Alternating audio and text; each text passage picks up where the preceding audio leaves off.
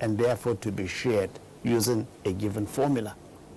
Rather, it's a network.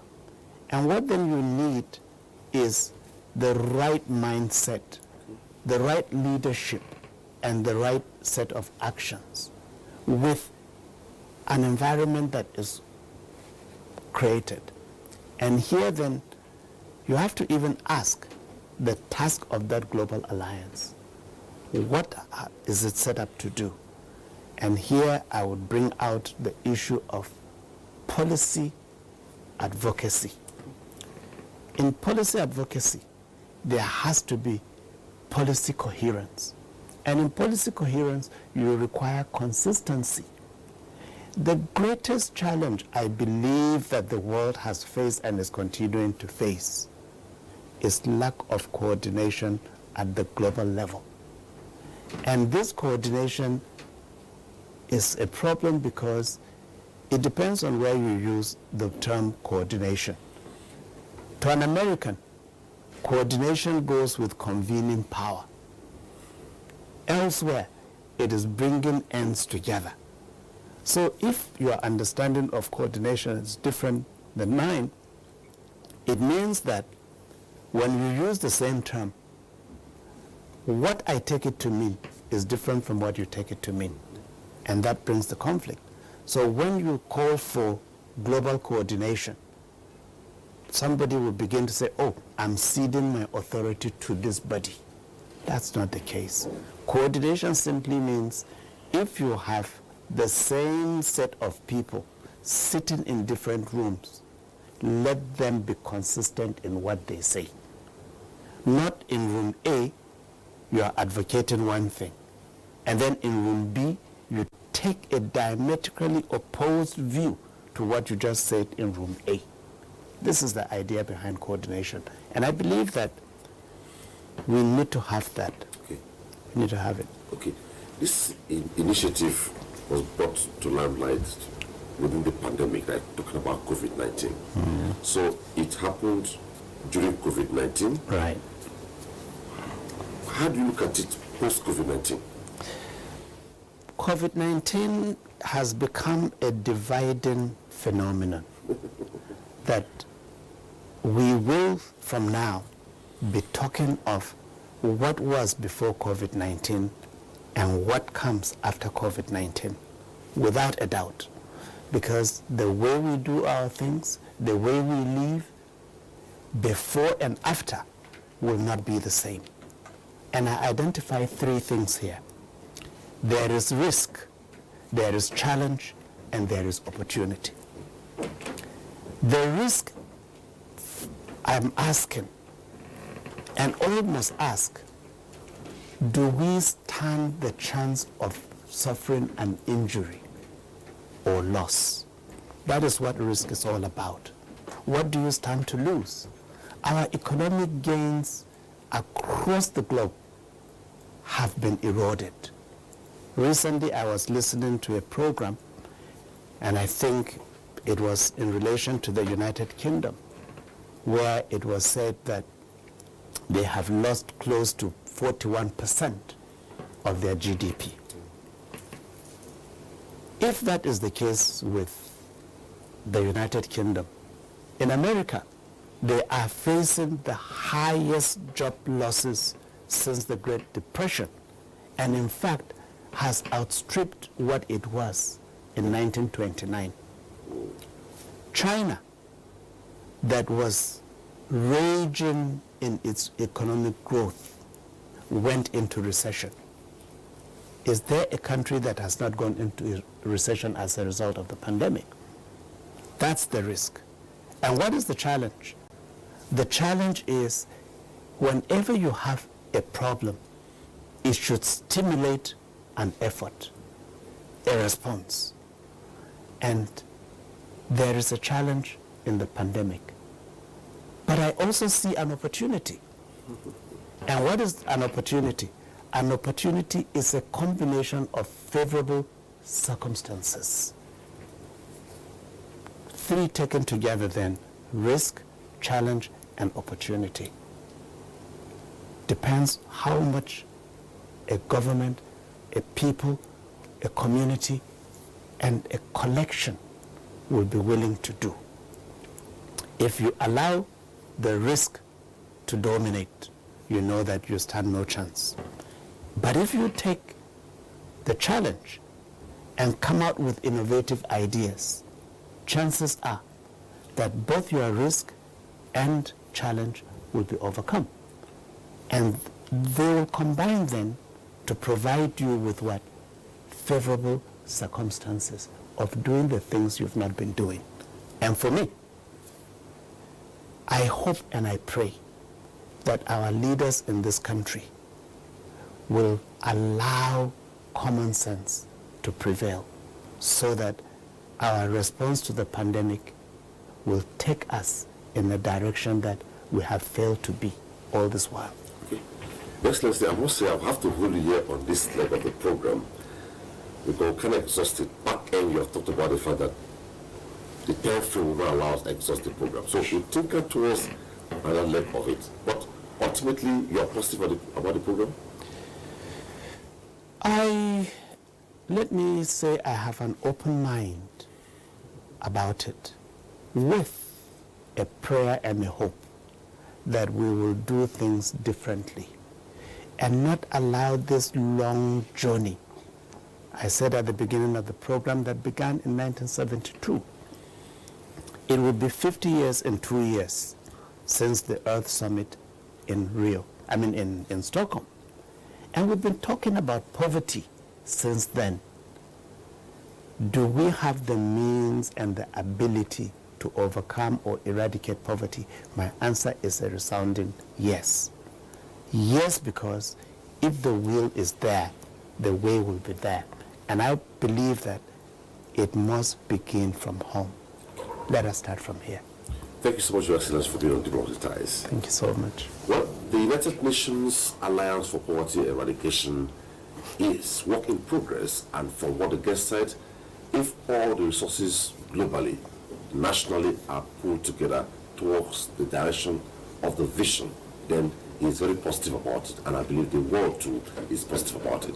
That's it on this leg of the program. Thanks for watching. Bye-bye.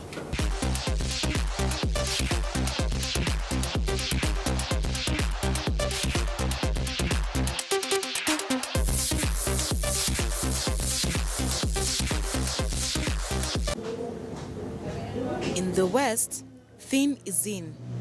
But in Uganda, fashionistas are adding weight to their wardrobe by wearing this 3-kilogram dress. It is one of many masterpieces created by fashion designer Stella Atal.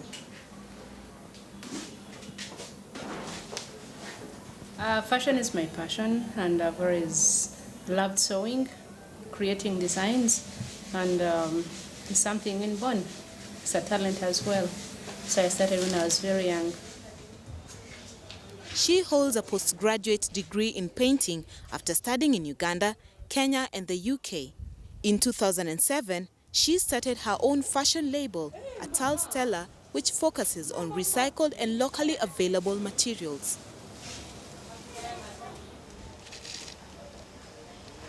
I try to see the materials that people don't like, wouldn't use at all. For example, the ties, no one would ever buy a second-hand tie because there are so many new cheap ties.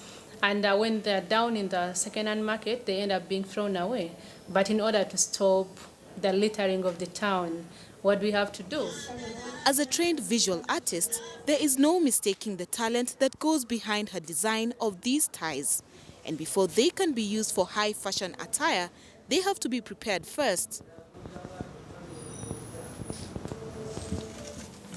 It takes time because I have to buy them, I have to dry clean them, and you have to match them, get different colors together.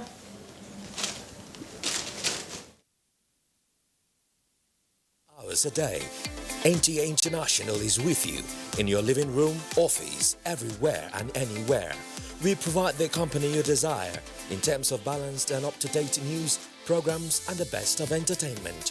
Tune in to DSTV channel 251, GoTV channel 91, Freeview UK channel 264, or you can download www.visiontv.co.uk. App for iOS or Android, Intelsat 901 degree east. You can also see us on Facebook and YouTube for quality content on the go. NTA International, Africa's window to the world.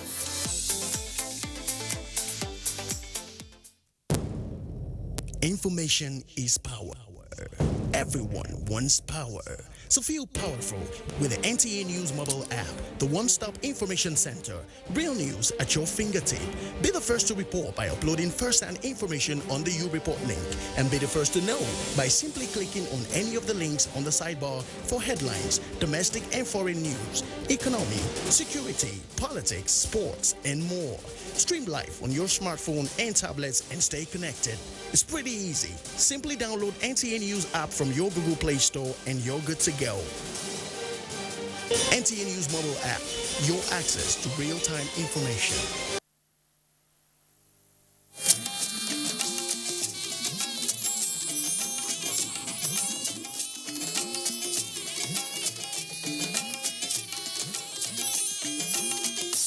This is the network service of the NTA.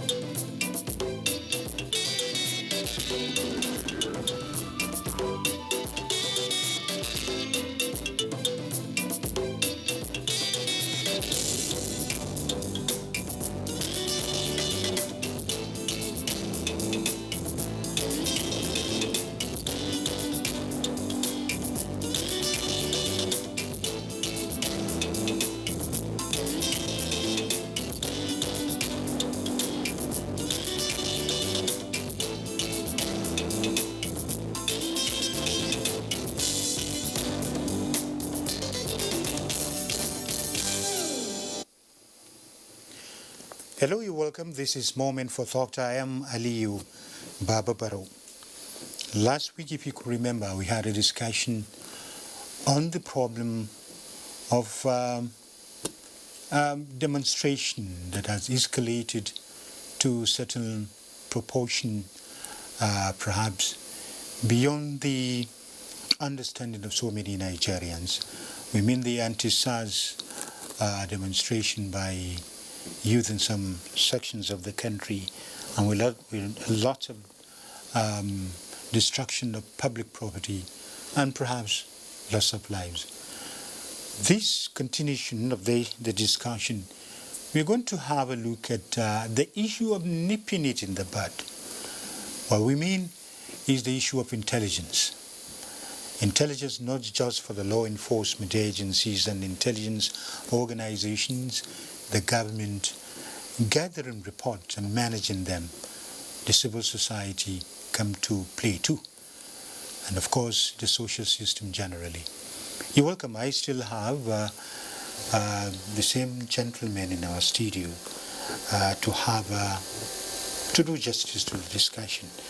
I have Sir Mike Okiro, former Inspector General of Police, and well, let me go straight and talk about his being a commander of the Order of the Federal Republic, because there are so many assignments which he held during your service here. Yeah? But they say once a general, always one. Once an IG is always a policeman. Definitely. And they say police is our friend. Definitely. So I'm sitting beside my friend. Yeah. Thank you very much. Yeah, I have Dr. Mainasara Ibrahim Kogo Umar. And do you know Dr. Menasara is a prince? He's always covering all these things. He doesn't want me to address him with his title, like your own title. He wants his naked name. Prince without the turban. But in certain sections, they say he's a rebel even within the kingship. Perhaps as a radical, not radical per se, as a commentator on public affairs and good governance. You're welcome, Dr. Menasara. Thank you very much. It's I a hope pleasure I'm to not hear. just like Macbeth said, do not dress me in a borrowed robe. It's not a borrowed robe, it fits him very well. Yes, you're welcome, gentlemen. Thank you. Our discussion, just as I said, is going to hover around, as you hover with your intelligence or surveillance helicopters on the issue of intelligence gathering. Because there are certain things that perhaps if you nip them in the bud, although it is only you people that are in the field, you understand that they could go some other ways, but perhaps it could have been managed right from the beginning. What of the issue of intelligence? Because all these demonstrations, nations must have them. We have so many demonstrations with the brutality we are talking about vividly, looking at people, staring at people in the eyes, not Nigeria, because the last discussion we described Nigeria police as very civil. Discussion and demonstration is one, but the challenges of nation building is beyond even the uprising within the state or within the nation. Coming from outside, we have detractors here and there. Nigeria is a land of many countries, a land of tremendous human and material resources. Of course, it must attract those kind of distractions or a kind of master plan against it. What of the issue of intelligence? Yeah, intelligence is pivotal to police success, especially when it comes to operations and investigations. With intelligence, the police are able to know.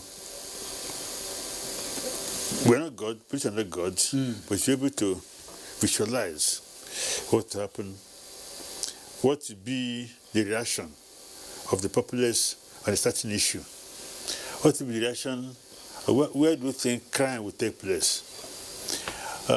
With intelligence, you need money. One of the areas that you need money for intelligence, you have to buy intelligence from people, and sometimes you have to disguise. When I was Commissioner of Police Lagos, one of the sources I recorded was through intelligence, which many people didn't know.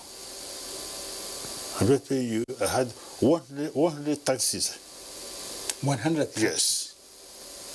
I got given by policemen. And I opened the register for each of them. I said, whatever money you make from this taxi is yours.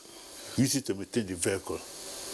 But you must give me information every week. If I don't get information from you, I throw it out. So I had each of them had the register. So there's nothing that happened in Lagos that I didn't know. Because the people didn't know. They are driving taxis and they come and give me information and everything. I used money to buy the taxis. But it didn't cost me much. 10,000, 50,000, that I was able to get cheap cars for them to drive. So I was able to hold Lagos in check. So without intelligence, you cannot achieve anything in a security organization, like a security agency like police. You must create. And then when I was IG, I haven't known the importance of intelligence. Police didn't have intelligence section. We had CIB. So what I did, I dissolved the CIB, created police intelligence section, got an AIG to head it. With that, I'm happy the people like Arase, when Arase came, he took over from where I stopped and tried to expand it. So intelligence is actually very important for police organization. Yes. How do you see the handling of intelligence? Yes, there is a point of deficiency there. Ineffective interagency coordination. It's the serious gap we're having in our security coordination currently in the nation. You have to first of all look at the topographical architecture of Nigeria. We are located in such a wrong and unfortunate location. For example, all the countries surrounding Nigeria are Francophone speaking countries. Yes. And added to that, when you take, for example, Cameroon, it is a corridor that will take you to Central African Republic, where the Al-Shabaabs are having their field day. So through that, there is a corridor for exodus of arms and ammunition and foreign nationals. When you take Chad, for example, it's another corridor. From there you get to Libya. From Libya you get to some of the countries of the Maghreb that experience the Arab Spring. When you take Niger Republic, it's a confluence even. Yes. It is a center for all these countries in the Sahel region that are propagating Islamic fundamentalism, and at the same time it's a way again of reaching to all these militant countries. When you take Benin Republic, the same thing. So when you take all these things, Benin Republic and the Gulf of Guinea, where all the international communities are having their field day, they use that to bring in arms and ammunition. And coupled with the porosity of our borders, the inefficiency of our Nigerian immigration forces to checkmate illegal routes into Nigeria has made it so easy for foreign nationals to be infiltrating us with their own culture, to be infiltrating us with the reservoir of their own ammunition, to be infiltrating us with all such bunch of negativities.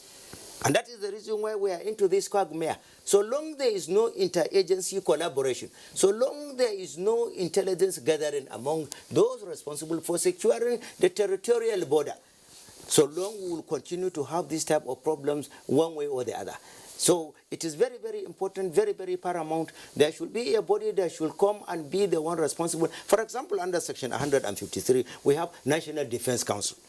The National Defense Council should be reinvigorated so that the security agencies, all of them, the paramilitary, the military, and statesmen should be involved in there, so that as a result of which we'll be able to have an excellent machinery of checkmating any influx, and at the same time too, the armaments with which to be able to really work. The implements of the working distance should really be modernized and should go into us having it to match the emerging challenges that we are facing by the day.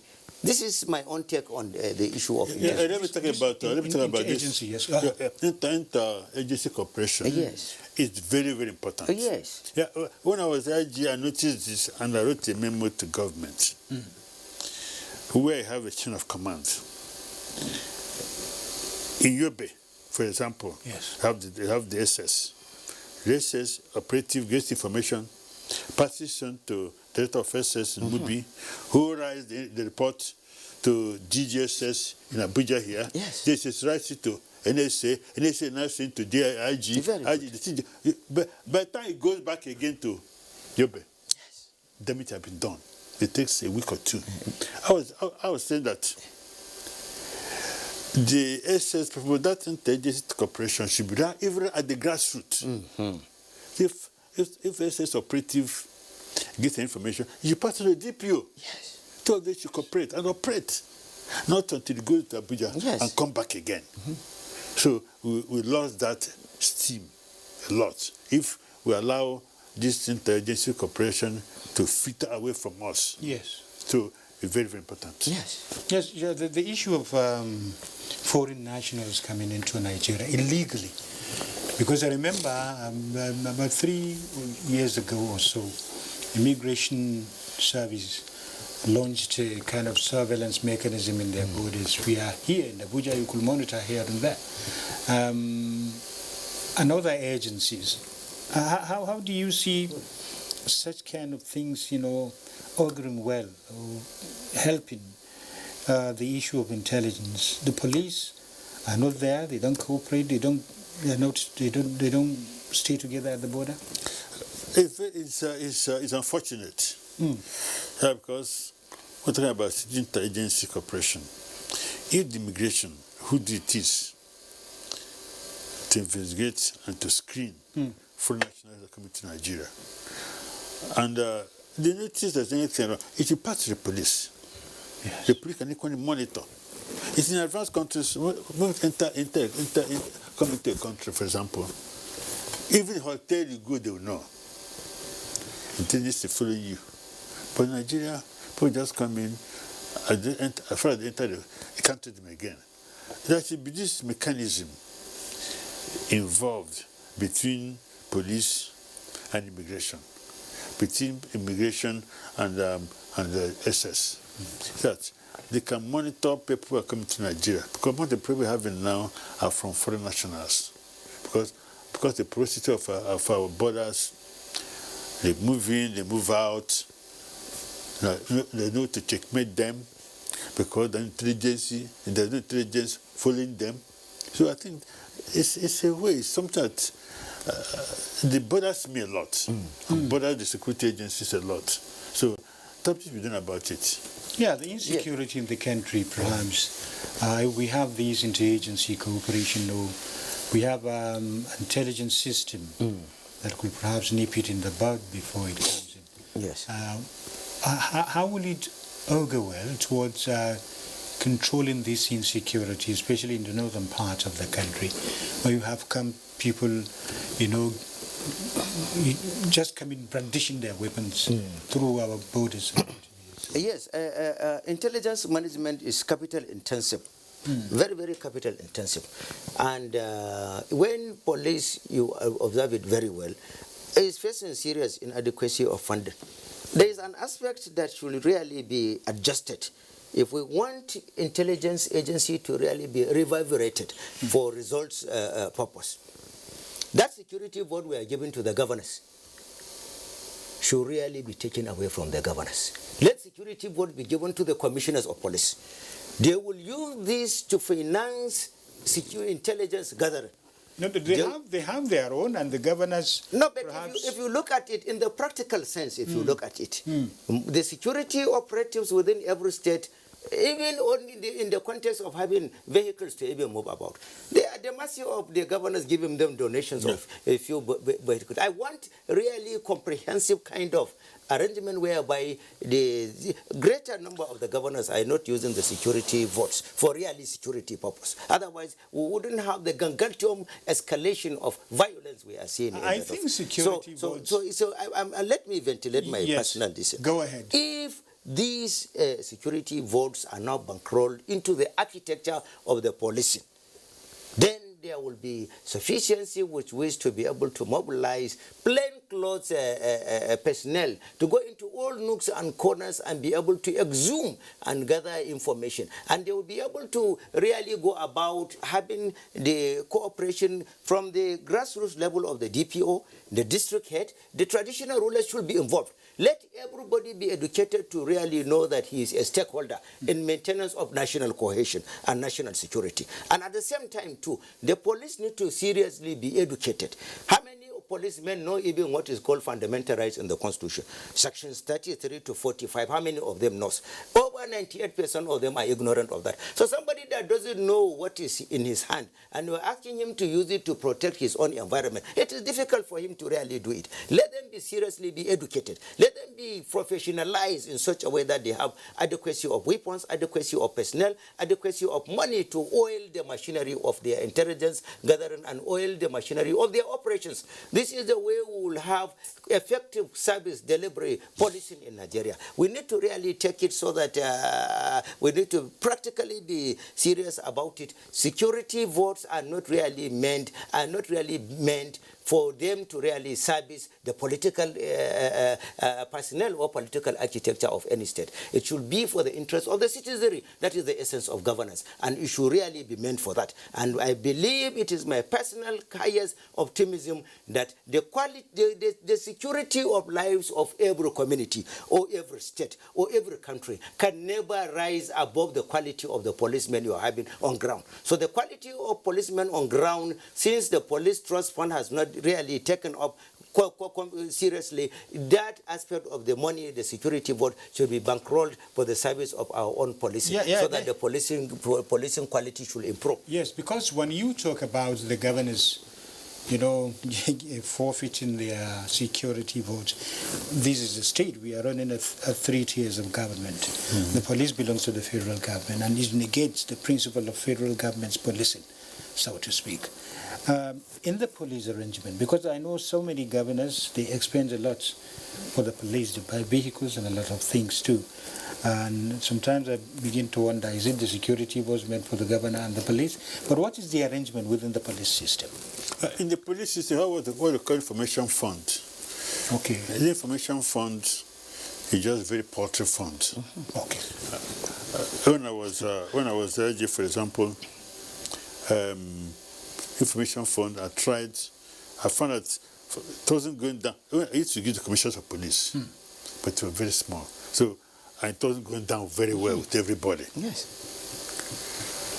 Then I started to give us to DPOs. Sometimes I used to give the DPOs 30,000. Because all the DPOs in the country, 30,000 each. With millions of people under him. How much would I get? So, like you said, the commissioner of police depends on the governor. Because the federal government does not give enough funds. For example, when a commissioner of police said to give me monetary allocation, 250,000 naira to maintain vehicles. Don't look at it. For a whole state. How could I maintain vehicles to fuel everything for 250,000 naira? That depends on the governor. And I knew what I was doing. Other commissioners were doing the same thing. Because it depends on the governor to run their commands. Yes. To buy vehicles, maintain vehicles. In Lagos State then, the government had a pool for us. Every day, every police vehicle go to collect 40 liters for patrol.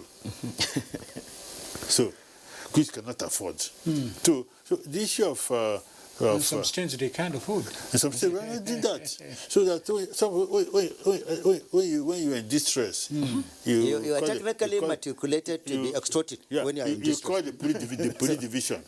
They have no vehicle. They have no fuel.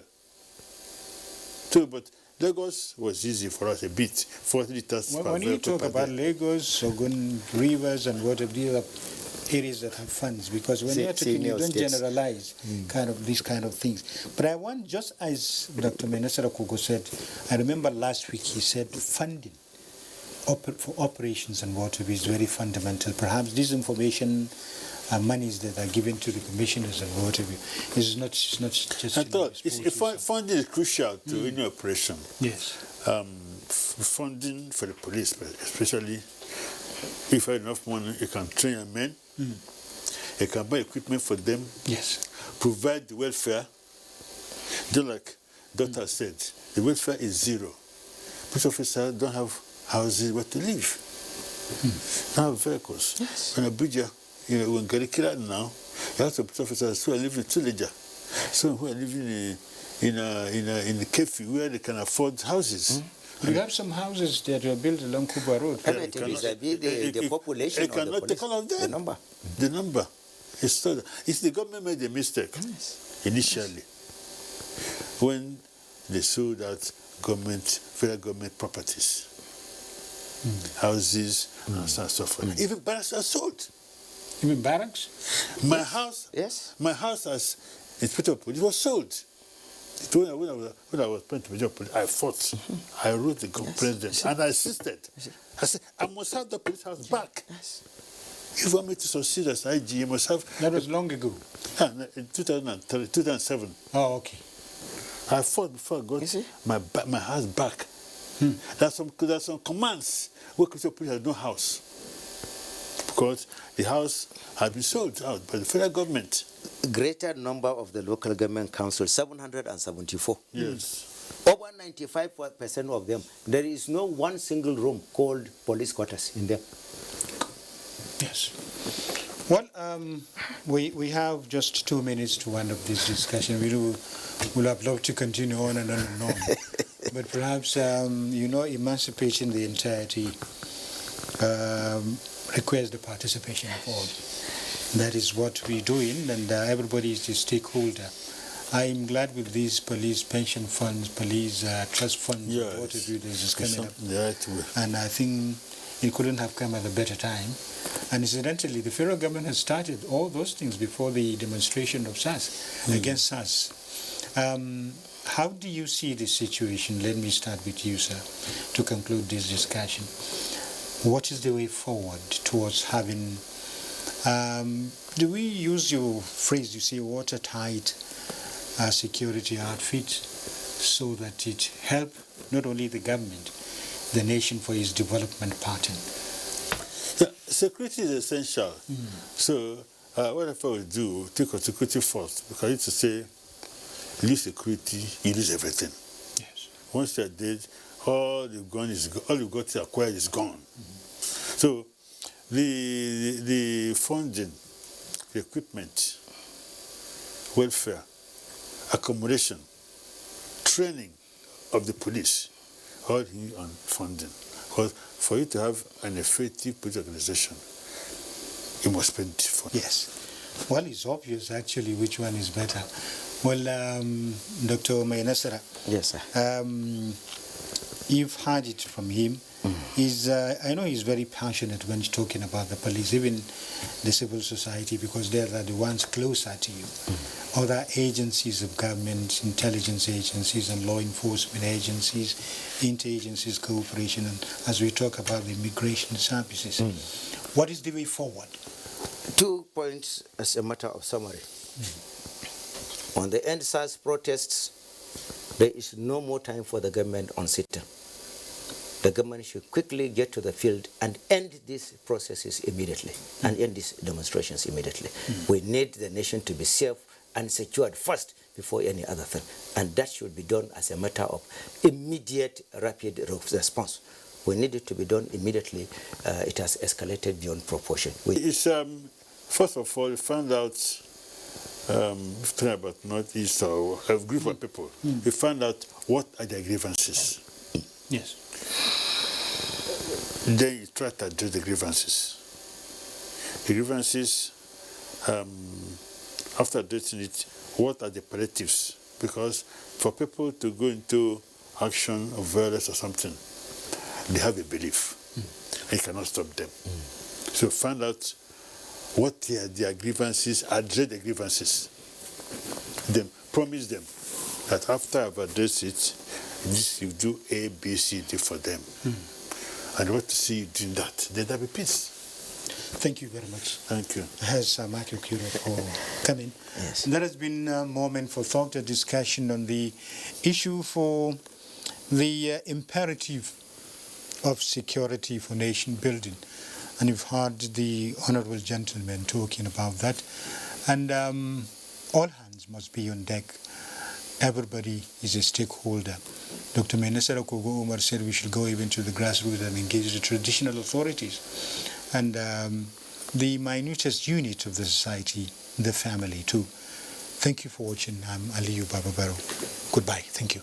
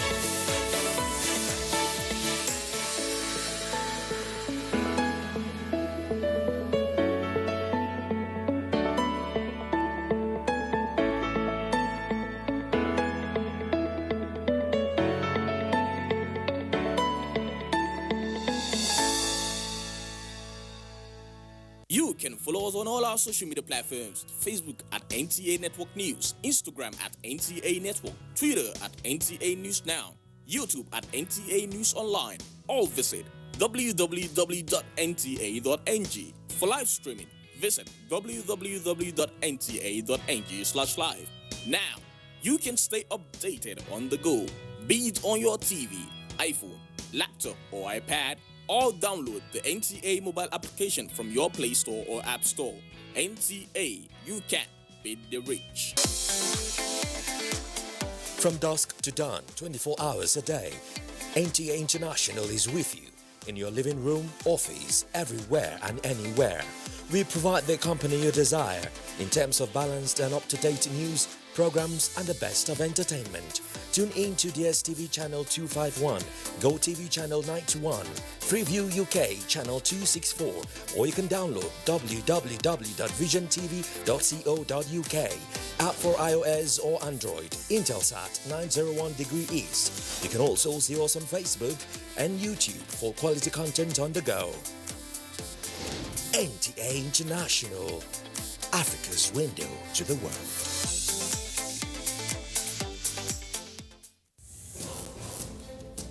From dusk to dawn, 24 hours a day, NTA International is with you.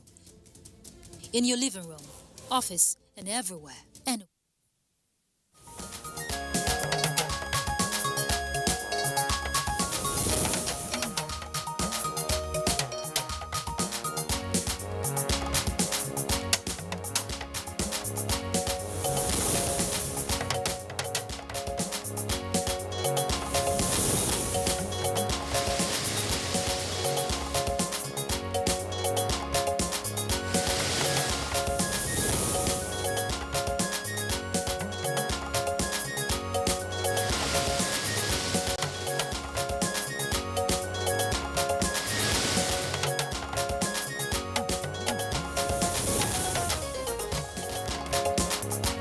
Federal government engages foreign journalists on recent happenings in Nigeria.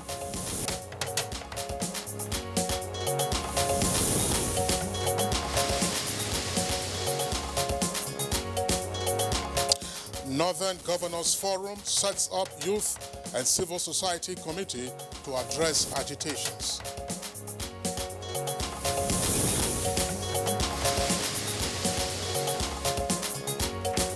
And federal government begins legal reforms of Nigeria aviation sector with transmission of 6 reform bills to National Assembly.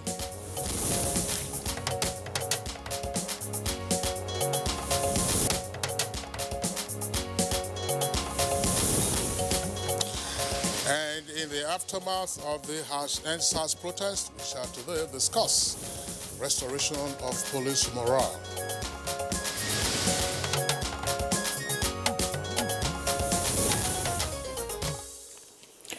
And it all began sometimes in 2017 when youths shared experiences on the defunct Special Anti-Robbery Squad SARS online. Now, that snowballed into street protests in October 2020. Now, the trigger for that was when a video of police officers alleged to be members of the defunct SARS were seen attacking an unarmed young Nigerian man. All right, the Honorable Minister of State for Labour and Employment, Festus Keyamo, Senior Advocate of Nigeria, later explained that the young man was alive, but in hospital. This then led to the ban on the SARS unit by the Inspector General of Police, Mohammed Adamu, who also ordered its members to report to Abuja for debriefing, psychological and medical examinations. Now, the first street protest actually began in Lagos and then cascaded into a nationwide protest, basically fueled by news of another death again from police brutality. Well, a number of states took steps to assuage the protesters. For example, Lagos State government set up a 200 million naira fund for victims of police brutality. Now, while the federal government took steps to meet the 5-point demands made by the NSAS protesters, the Nigeria's Governors Forum demanded justice for victims of police brutality. Also, the Police Service Commission listed names of about 37 members of the defunct SARS for dismissal from service. But what ensued was certainly an escalation of the protests in various parts of the country, leading ultimately to the destruction of at least 205 police stations and the killing, sometimes in gruesome circumstances, of no fewer than 22 policemen. Now, that has kept many people, all over the country wondering the rationale behind the burning down specifically of police stations and, of course, the implications of these actions on the morale of good police officers. Well, they have also raised concerns about the implications of the latest developments on national security. As you very well know, there have been reports of the absence of policemen on beat patrols, leading, of course, to the Inspector General of Police ordering all men and officers to return to their beats. Of course, the Inspector General has also now set up a committee on the welfare of officers, and more particularly to take care of the circumstances arising from the wanton destruction of police stations as well as the loss of personnel. Now, if you recall, one of the demands by the NSAS protesters was an increase in the salary of police officers, though many have expressed concern over the country's ability to sustain bigger pay packet for the Nigerian police. Well, some persons are also worried about the impact of the harsh NSAS protest hijacked by hoodlums, it is said, the impact that could have on the gains in trying to establish Nigeria's community policing system. And they're also asking how the country can give a boost to the morale of police officers and men after the gruesome attacks. So the question is, what happens to the families of policemen who lost their lives in NSAS protests, and what can be done to reposition the police for better service delivery? This will form the focus of our conversation today on restoring the morale of officers of the Nigerian Police Force after attacks suffered during the NSAS protest. Hello and welcome to the program. I am Claire Adilabo Abdul Razak, and this is Tuesday's edition. And I'm Kingsley Osadolo. I join my colleague Claire to also welcome you to the program. We are reaching you live on the network service of the Nigerian Television Authority. Now, we also have our complimentary segments, and these include newspaper review and business. In the meantime, we joined Informa Ojinta, who is already seated to give us the highlights of the morning news. Good morning, Informa. Good morning, Kingsley and Claire. Thanks for joining us on the morning news. The federal government is reassuring Nigerians and the international community that everything will be done within the limits of the law towards ascertaining the veracity or otherwise of all the allegations of impunity in the country, with a view to dealing appropriately with those found wanting. The Attorney General of the Federation and Minister of Justice, Abubakar Malami, who said this, however, warned against rushing to judgment without getting to know the facts. The minister was speaking at an interactive engagement with international journalists in the country. Different kinds of reportage, particularly from the international media. Some informed, some not quite informed, some downright incorrect. And we just felt it was necessary to invite these international journalists so that we can share perspectives with them. Because if they have background information, I don't think journalists set out deliberately to skew reports. The Northern Governors Forum has resolved to set up Youth and Civil Society Committee to engage Nigerian youths with a view to addressing their pressing demands and put to rest their agitations. The governors arrived at the decision in Kaduna after an engagement with the Inspector General of Police, Mohammed Adamu, and Chief of Staff to the President, Professor Ibrahim Gambari. The appeal of Mr. President is that the governors of the states and the traditional rulers to support the government as it seeks to achieve the objective of Mr. President, which is to have a stable, prosperous, and secure nation. I urge our royal fathers to draw on your communal reverence and social control instrument in engendering a moral revival. About 420 officers and men of the newly formed Special Weapons and Tactics Team of the Nigerian Police Force are currently undergoing training at the Mobile Police Force Training School in Dehi Hill, Nasarawa. Nigerians should accept good performance and sound professionalism with human face, because the whole training and the SWAT exercise is intelligence-driven operation. Government will continue to do whatever is possible to ensure that you perform creditably. Youths in the country have been advised to eschew violence, desist from wanton destruction of public utilities, and support government's strategic measures to revamp the economy. Minister of Foreign Affairs Geoffrey Onyama gave the advice at a town hall meeting with traditional rulers and representatives of youth organizations in Enugu State. The meeting was aimed at charting a way forward following the recent NSAS protests across the country. The way Mr. President responded when the demonstration started and there was 5 points demand, he immediately set up institutional mechanisms to address the points, the 5 points that were raised by the NSAS movement. Get that fund for empowerment of our students so that they can actually become good researchers, and of course use it as an incentive for professors to invent something in the university. It should be a continuing process. It's not once and for all. The federal government has kick-started the process of legal reforms of the Nigerian aviation sector through the transmission of 6 reform bills to the National Assembly. The bills, having passed second reading at the Senate, have now been subjected to public hearing with the Minister of Aviation, Senator Hadi Sirika, and other key players providing experts' perspectives. And these are monies that they ought to give us. Now, if we reduce downwards that our 5% that she's proposing, then monies goes down. Abuja Plan and Steel Complex, which this government, more than any government, is determined to revitalize. And for it to work, we must put that airport into shape. Clause that imposes 5% contract, sales, and service charge.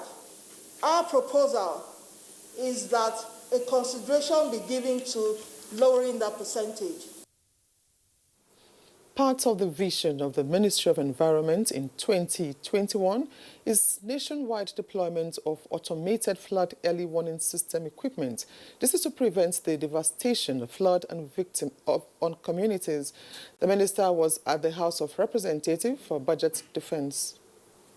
Something that is in the forefront, one of the really flagship projects of this administration. Remediation activities are completed in 10 sites, but so far 6 of which are waiting final certification by North Draft.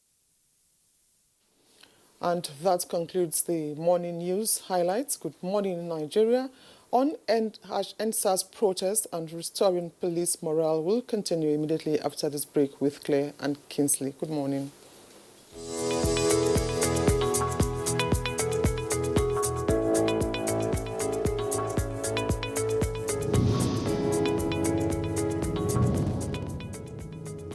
Recent genuine concerns and agitations by Nigerians about the excessive use of force and, in some cases, extrajudicial killings and wrongful conduct by men of the Nigerian police force.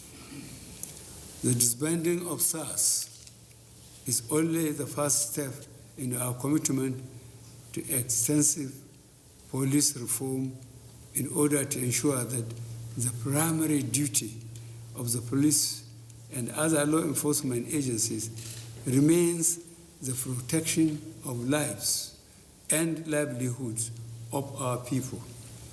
We will also ensure that all those responsible for misconduct or wrongful acts are brought to justice. We also deeply regret the loss of life of the young man in Oyo State during the recent demonstrations.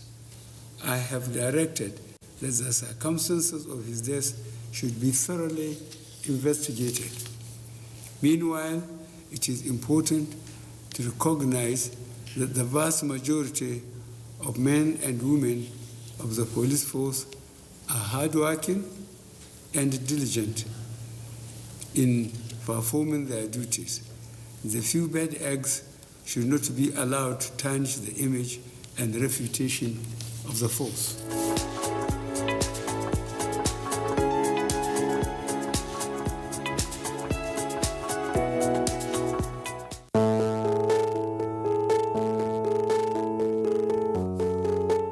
Mr. President said the youth of this country have spoken, and he has heard, and he has since gone to work for the youth of our country, not just as a president, but even as a father of the younger generation. The real Nigerian youth is a patriot, not a tool of destabilization. Mr. President made an appeal to the Nigerian youth that this protest, wherever held, should be done in a peaceful manner. The Nigerian youth should be on their guard to make sure that elements that will infiltrate and distract them from the very purpose of their protest should be prevented from doing so. Listen to the voice of reason.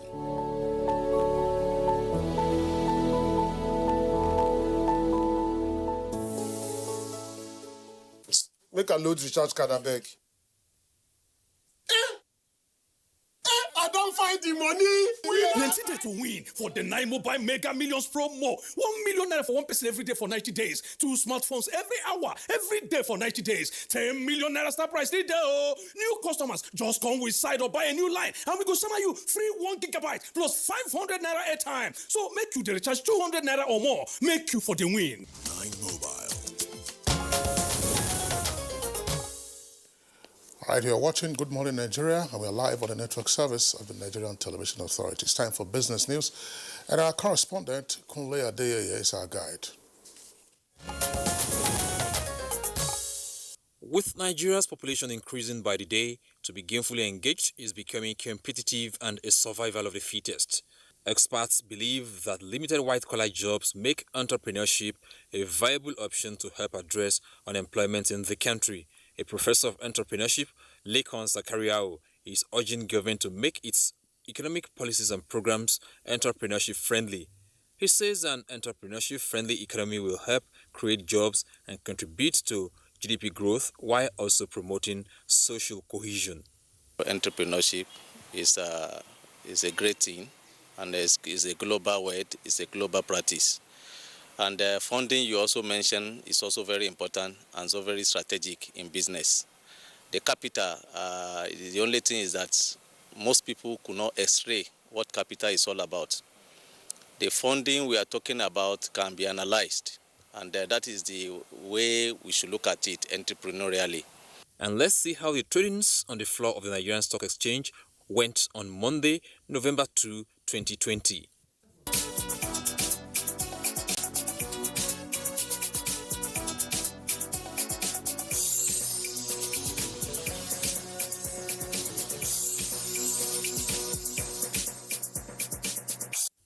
With business news, I'm Kunle Adeyeye. All right, many thanks to you, Kunle Adeyeye, for the business package. Coming up next is newspaper review.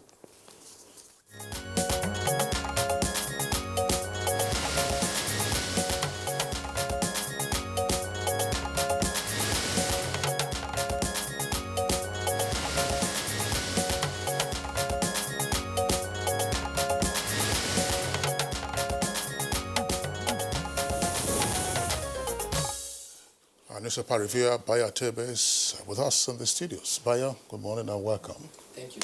Good morning. Good morning, Baya. Good morning, Nigeria. That's right. Okay, we have 3 papers, Daily Trust, The Nation, and The Pilot. Well, let's take a look at the window page of the Nation newspaper. Above the name flag, airlines owe federal government $6.99 million and 19.3 million naira. That's according to the aviation minister. Airlines owe federal government $6.99 million and 19.3 million naira. Details on page 7. WASC recalls 65% pass. WASC recalls 65% pass. That is 5 credits, including Maths and English. NECO restarts exams. You find details on pages 6 and 7. Kogi tops state's fiscal transparency assessment. IPOB hoists Biafra flag in Benue community. And below the name flag, 158,000 affected by flood in Kebbi, says NEMA. And NCC approves eSIM trial. That's on page 11. And you have the photograph there on the front page showing the meeting of northern leaders that took place yesterday. And the headline from that is also the lead story for the Nation newspaper, coming with a kicker. North leaders. Protests hijacked to divide Nigeria, with 2 riders harsh NSAS protesters' action subversive and censorship of social media in order. You have other highlights from that story. Of course, we have details not just on the front page with a continuation on page 5. From the meeting of the northern leaders, said support for Nigeria's unity, strict watch on FCT, police reform okay, slams attacks on persons and properties, endorses rule for traditional rulers, raises panel for traditional rulers and youth engagement, seeks end to ASUL industrial action, and to take action on Almajiri and illiteracy. And then also there, big day for the U.S. today, ultimately. Who wins, Trump or Biden? That's the story there, but you also have details on the inside, and some of the key facts are highlighted there in the sidebar to that story. Total number of voters, 255 million. Votes so far, at least 97 million. Votes so far, at least 97 million. And those votes, of course, have been either by mail-in or in-person voting. Now, this is how the American presidential election works. It's by an electoral college system. Total number of electoral delegates, 538. And needed to win, that's usually called the magic number or the magic figure, 270 delegates. Tambuwal to unveil youth's program, page 35. Niger commissioners, COVID-19 positive, page 35. Not all of them. 3 of them are COVID-19 positive, as the story will say on the inside. Okay. All right, and the front page of this Daily Trust newspaper is quite busy. Let's start with the headlines. Northern governors, Nigeria indivisible, comes with a number of riders. One social media censored. Fake news instigated NSAS protests has attributed to the IGP. It's time for state police, El-Rufai, and we must act fast to save our country. And this is coming from experts. And just a bit below the nameplate, Buhari gave the nod for rescue of American captive. It's on page 4.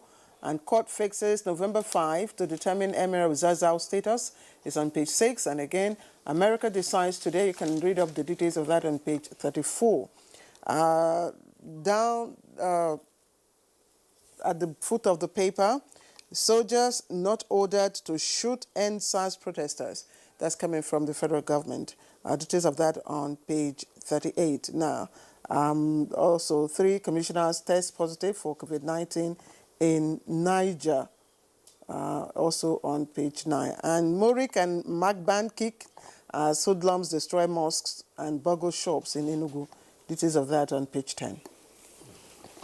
But let's start with the meeting of the Northern Governors Forum that met with other Northern leaders. At the meeting were the Senate President, Deputy Speaker of the House of Representatives, Chief of Staff to the President, the Minister of FCT, Minister of Information, the Sultan, and the committee ended up appointing 2 committees. One is headed by the Emir of Zazzau, Ambassador Ahmed Bamali.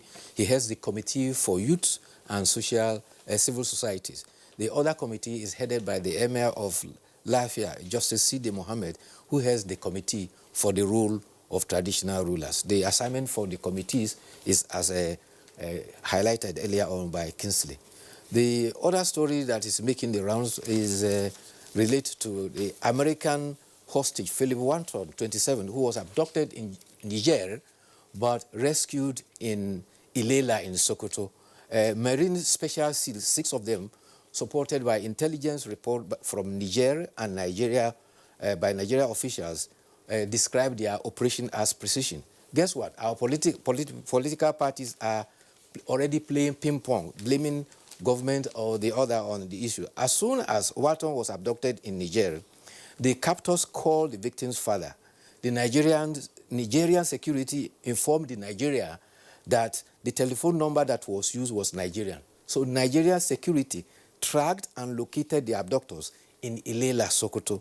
The US government liaised with the government of Nigeria so that they could quickly rescue him before he is sold to terrorists, because one of his compatriots, Jeffrey Wood, had been abducted and for 4 years now, from the same Niger. For 4 years now, he has not been rescued. So the US government requested permission from President Muhammadu Buhari to carry out the rescue based on humanitarian grounds, as well as pledges to provide support against terrorism. The signal was given, and the SEALs came in. They worked with what has been described as night helicopter, which had night flying facilities, and they didn't provide any sound. So they were able to attack the abductors. They killed 6 out of the 7 abductors and rescue Mr. Walton freely. Mr. Walton was living with his young daughter and his wife in a farm in Masala in Niger. Walton was abducted at his home in southern Niger. He was asked to produce money. He gave them $40, and they were not satisfied, and they took him away. The good news is that he has been rescued, and the credit goes to the cooperation between Nigerian, and the U.S. security, who were able to support the American SEALs that rescued him. Who is the next president? Americans in 7 hours will be going to the polls. There are 255,200,373 voters in America. Already, 97,665,370 had already cast their vote. So today, about 157,535,000 will be going to the polls to elect who will be the next president. Will be others that are to be elected too include governors, some seats in the Senate, as well as House of Representatives. Interestingly, some 9 Nigerian Americans are also contesting in the elections. Talking about COVID-19, the Director General of the World Health Organization, Tedros Ghebreyesus, has announced that he has contracted COVID-19. This is the foremost spokesperson for the World Health Organization when it comes to COVID-19. He said he was identified as a contact person of someone with COVID-19 symptoms. He is currently asymptomatic, but he has already self-quarantined. And in Niger State, 3 commissioners tested positive from the State Executive Council. The Secretary to the State Government has directed that all members of the council are now to be tested. But for Nigeria, we are making some steady progresses. Nigeria recorded 923 new COVID-19 cases between the week of October 25th to 31st. There are 1,390 recoveries and discharges within this period. Last week, last week was week 44 since the COVID-19 began. But as at yesterday, we had 72 new cases which were recorded in 9 states. Lagos had 51. All the other states has single digits. So total now, 63,836. And those that have been discharged so far is 59,305. The deaths we have registered so far, unfortunately, are 1,147.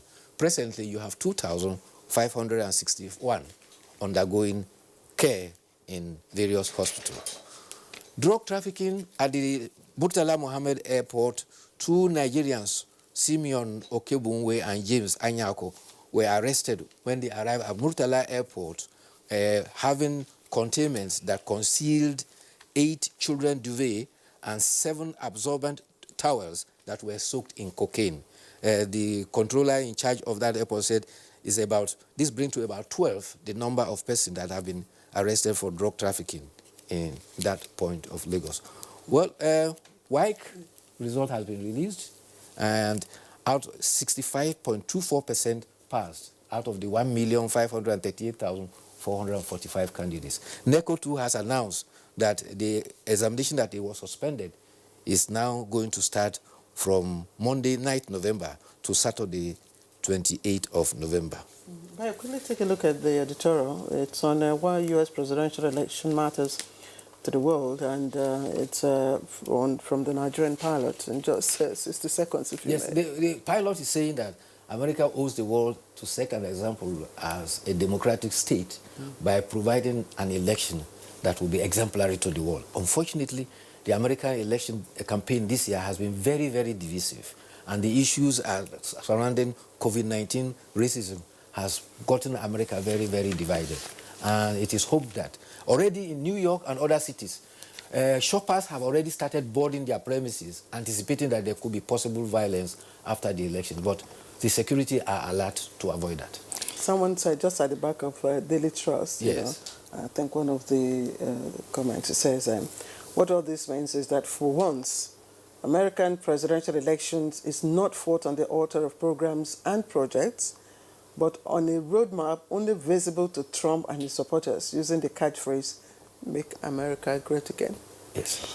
Well, I'm sure other persons will disagree with that. The Seriously, agenda of Trump is very clear, and the specifics of his campaign have also been known to his band of supporters in different parts of the country. Well, the only thing there is that usually by 24 hours from now, we should have been expecting to have a clear view of who the winner is, but that looks potentially challenging on account of the early voting, because you have to take some time to count those ballots that were mailed in the first instance.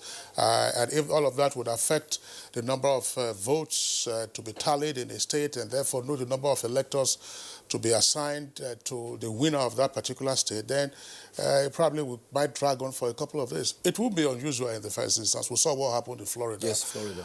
20 years ago, that Al Gore versus Bush Jr. So that's going to be one other thing. Very quickly, I think that COVID-19 and the WASC results, if you recall, one of the reasons for the delay in writing the SSE was the fear that there might be super spreader actions arising from having the candidates in one location. But that was 2 months ago that the exams were written, and there is no indication that we have had a spike arising from the way the exams were conducted. So whatever protocols we observed then should still be observed with NECO, which is restarting on the 9th. 1 point. Another point is, here we are not doing sufficient testing now. Everybody's probably letting down their guards. So we saw the congregation of some persons referred to them yesterday as food lumps. Those who were storming warehouses to be taking COVID-19 palliatives and so on and so forth. Total disregard for social distancing, no mask, nothing whatsoever. What happens 2 weeks from now? Are we going to see, a spike in the number of COVID-19 cases? And I think that it's important for the authorities in those locations where you had uncontrolled and uncontrollable crowds to say, look, let's do some testing and let the scientists also carry out their research if it turns out that we don't have a spike in the numbers of coronavirus cases. The NCDC actually warned that the outcome of the looting we saw around and the mass gathering will manifest in a couple of 2 weeks. So that is the end time for us to look out whether it will actually manifest. But coming back to the U.S. election, already out of the 97 million votes that have been cast, and the polls were indicating that Joe Biden was in the lead in the ratio of about 59% to 41%. But those are polls, and sometimes they can be very erroneous. Those polls failed 4 years ago, Bayo. Don't cite the posters anymore. Bayo, thank you. We'll see you By tomorrow, the signals will be clear about the direction. Okay, Bayo Atoyebe, we'll sign him off. Well, thank you for being around. Thank you too. See you again tomorrow. Okay, it's Good Morning Nigeria, and we're live on network service of the Nigerian Television Authority. We'll take a short break now. When we return, our conversation will be on the #EndSARS protests and restoring police morale.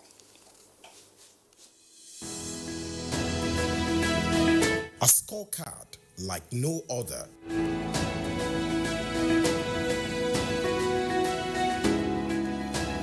Government has put in place measures and initiatives principally targeted at youths, women, and the most vulnerable groups in our society. These included broad plan to lift 100 million Nigerians out of poverty in the next 10 years, the creation of 75 billion Naira National Youth Investment Fund to provide opportunities for the youths and the Micro, Small and Medium Enterprises Survivor Fund, through which government is A. Paying 3-month salaries of the staff of 100,000 micro, small and medium enterprises. B. Paying for the registration of 250,000 businesses at the Corporate Affairs Commission. C. Giving a grant of 30,000 naira to 100,000 artisans and guaranteeing market for the product of traders. These are in addition to many other initiatives such as farmer money, trader money, market money, N-Power, N-Tech, and N-Agro. These and more in spite of a recession and a global pandemic.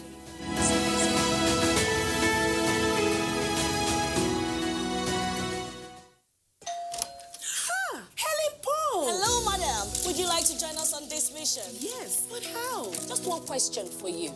How do you keep your toilet clean? I use regular detergent and bleach for washing and removing yellow stains. I have been using it for years. Oh, madam, the regular detergents and bleach are used for washing clothes. To disinfect your toilet properly, you need Harpic 10X. It is specially made for germs and stains remover. Harpic sticker formula settles on stains and gives 10 times better cleaning compared to regular detergent and bleach. Wow! Now I'm convinced, Helen Paul. Really? Yeah.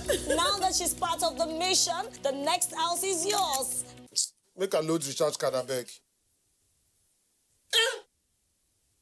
I don't find the money. Plenty day to win for the 9 Mobile Mega Millions promo. 1 million naira for one person every day for 90 days. 2 smartphones every hour, every day for 90 days. 10 million naira star price leader. New customers just come with side or buy a new line, and we go send you free 1 gigabyte plus 500 naira airtime. So make you the recharge 200 naira or more. Make you for the win. 9 Mobile.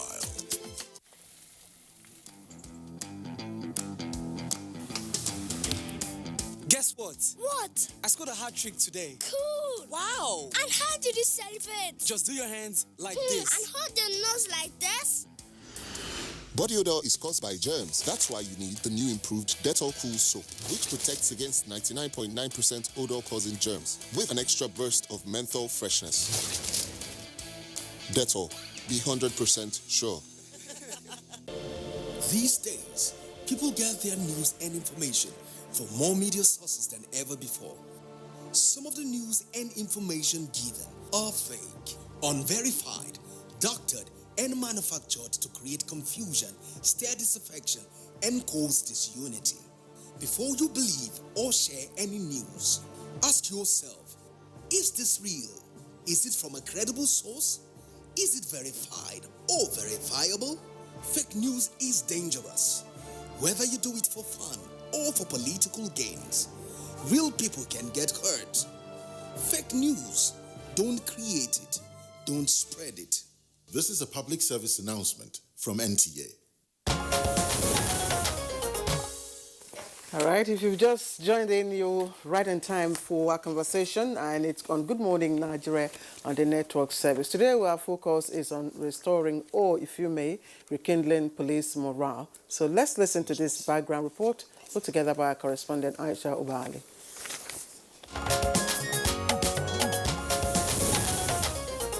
Many Nigerians did not see it coming when groups of young people began peaceful protests demanding that government should disband the Special Anti-Robbery Squad, SAS.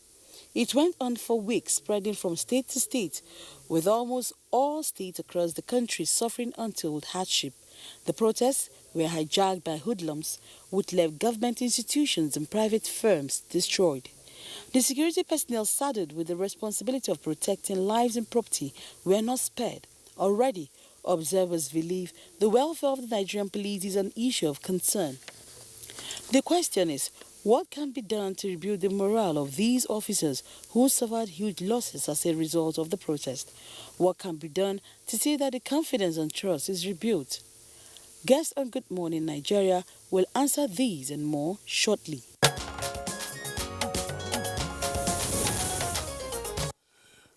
Many thanks, Aisha Obale, for that very brief, but of course incisive backgrounder to our conversation this morning. We have guests with us here in the studios, as well as in Lagos, where we will begin the introduction of the guests. He's joining us again on this very important subject matter. Retired Assistant Inspector General of Police, that's Bala Hassan. AIG, Bala Hassan, delighted to have you again on Good Morning Nigeria.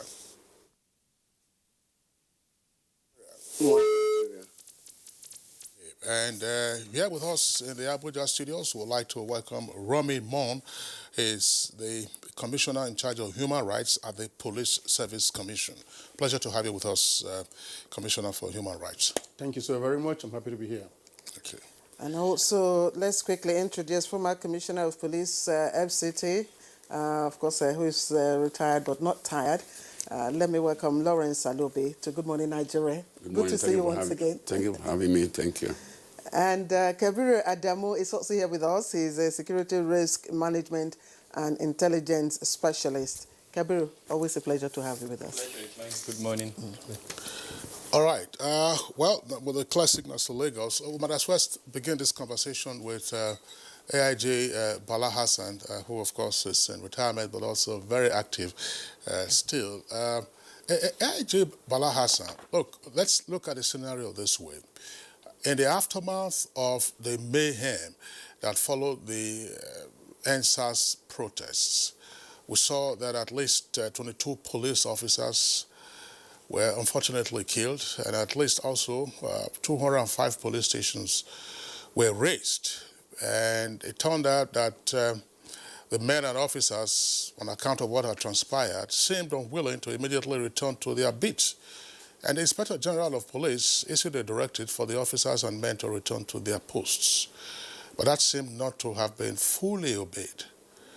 What was playing out on the minds of the men and officers on the heels of the disaster?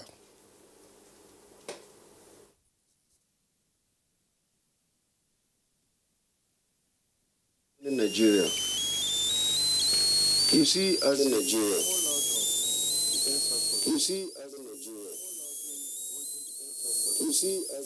attack on police stations and policemen, resulting to killing of several police officers and destruction of their barracks in many states, especially in the south, and southwest. This has been rather unfortunate in a situation whereby police doesn't have more.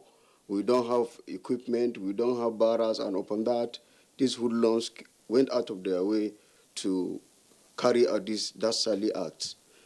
Well, anything that affects police anywhere in Nigeria affects every police, wherever you are. So police is one family.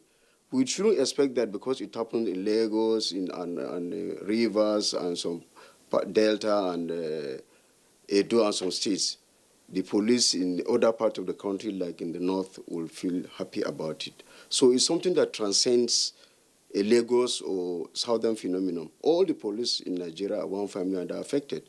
So what is expected is for the IG, which I have told reliably is coming down to Lagos to talk to the men, to show up their already dampened morale so that they'll be able to come up within the lane resources, because most of the arms have been looted, and where they don't even have, some of them have nowhere to stay.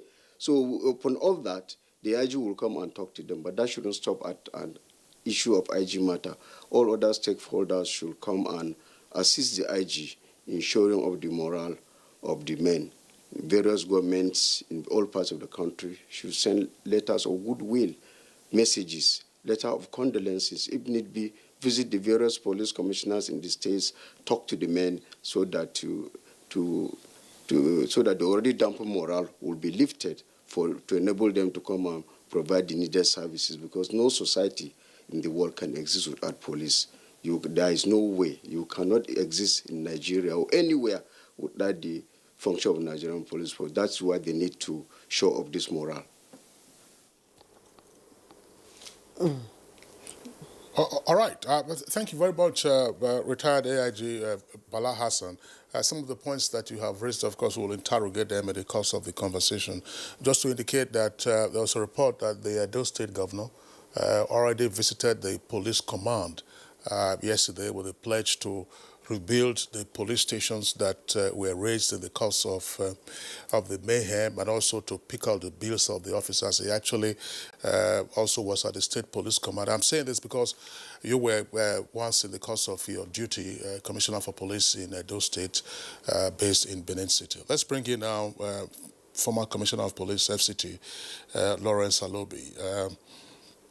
Retired Commissioner of Police, well, it appeared not to have been particularly visible here in the Federal Capital Territory, that the enthusiasm of men and officers of the police force had been dampened on account of the atrocities that we saw in some parts of the country. But still, there were consequences. What, in your opinion, transpired and is still probably lingering in the minds of policemen? Thank you very much. You see, I'm happy that NTA is trying to identify and show empathy and concern over the gruesome murder of over 20 police officers, and they early said a lot of police stations were destroyed and arms scattered away. I also want to commend Wike and the governor of Edo State for showing empathy and coming out to identify with the police in this crisis, this moment that the police is being seen as orphan. You see, life is based on the principle of reciprocity. That's why it is said, he wants equity, must do equity. You see, the police have been offering services, protecting life and property. And in life, there are two things that every human being will treasure highly: his life and his property. And with any institution, anybody who protects their life and property, and nations are built on law and order. No nation can exist without law and order. So the police is there, the principal agency that maintains law and order for this country, to enable the government to function effectively for the benefit of the citizens. And that the police that is giving this service, sacrificing his life, toiling. If I know a policeman works less than 12 hours in a day and he's not paying a dime extra, like other agencies or institutions, when you work a minute after 8 hours, you are being paid allowances. But the policemen do this priceless, that kind of priceless sacrifice and contributions. The society now turn against it. It is unfortunate, but I'm happy that some of you, like the NTA is doing now, with this program, you are trying to create that consciousness, sensitize the Nigerians to understand that the police don't need to be treated the way they've been treated. The police need to be appreciated and encouraged. That's why the IG is going around, confidence building strategy, to reassure the Nigerian police officers and men that they are being appreciated by the society, that the government is all out to add value to their life, to motivate them, to provide their needs. Because you cannot ask a child to go and fetch water with bare hands. You need to give them the enablement. And Nigerian police over the decades have been so denied staff of funds, training, equipment, motivation. In fact, in other climes, policing is an elitist profession. But here in Nigeria, we're seen as downtrodden. Nobody regards us, the most tongue-lashed institution in the country. So I'm happy that the IG is going around. I'm happy that the NTA and other agencies, the Wike and Obaseki, and other Nigerians are now going to appreciate, like I said, like the principle of reciprocity. He wants equity, must do equity. If Nigerians want Nigerian police to support them, they should also support Nigerian police and encourage them. It's a cycle. If you support the police and encourage them, provide the necessary equipment and the necessary logistics they need, they will perform better. And if you deny them that support, you are indirectly denying the society of security and law and order. In fact, what is happening in the country today is a consequence of the long-term neglect of the Nigerian police force in terms of training, in terms of funding, their barracks, their motivation. If everybody's unlashing the police, everybody's fighting the police. So I think we've learned a lesson. Nigerians have done, the government has also learned a lesson. The government, Mr. President has already pronounced, given his word, that Nigerian police is going to be a holistic transformation of the Nigerian police force to see about their salaries, their well-being, their families. Look at what has happened at these families, those who have been murdered. What happened to their families? Only we can basically have come to say, let's do this. But look, what is Amnesty International? And Nigerian police officers, not Nigerians, don't they deserve rights? Right to their life, right to carry their functions without threat or intimidation. See, this kind of discriminatory approach to issues, it doesn't help us. It's not good. You see, truthfulness is the foundation of all virtues. Are we truthful in what we are doing? Is it, I mentioned international, what is MBA? What are all the stakeholders? What are they coming to? What is civil society? Are they not there? You see, in life, for you to enjoy your right, you have to obey the law of God and laws of the land. You cannot have right or freedom when you don't comply with the rules of the. That is why Rousseau and John Locke, the theory of a social contract, that the citizens must have to forgo some of their rights to enable the state protect them. That is why life is based on principle of reciprocity. You have to sacrifice for you to be able to others to provide for you. So Nigerian police force needs actually to be encouraged. And I'm happy that it's going around. I'm also people are now beginning to appreciate the need to motivate them, to encourage them, because the moral is really dampened down. So who will see his brother being killed, and then you think he'll be motivated? If it could happen to him. You see, if you read Animal Farm by George Orwell, Boxer, it was the most effective animal in the farm. When Boxer, the first animal to appear in any function, he'd be last to leave. When he became old, he was only knackered. The other animals say, "Oh, is that how we're going to be treated too?" So this is what it happens. It's a reality in life. It's not something it's not based on speculation. It's a reality you can see it's happened. So I think Nigerians should stand up for the police, and the police should also be reassured that they will never be abandoned, and let that spirit be rekindled, and so that they can keep on performing the duty for the benefit of Nigerian society. Because the citizens are the one who benefit. All right.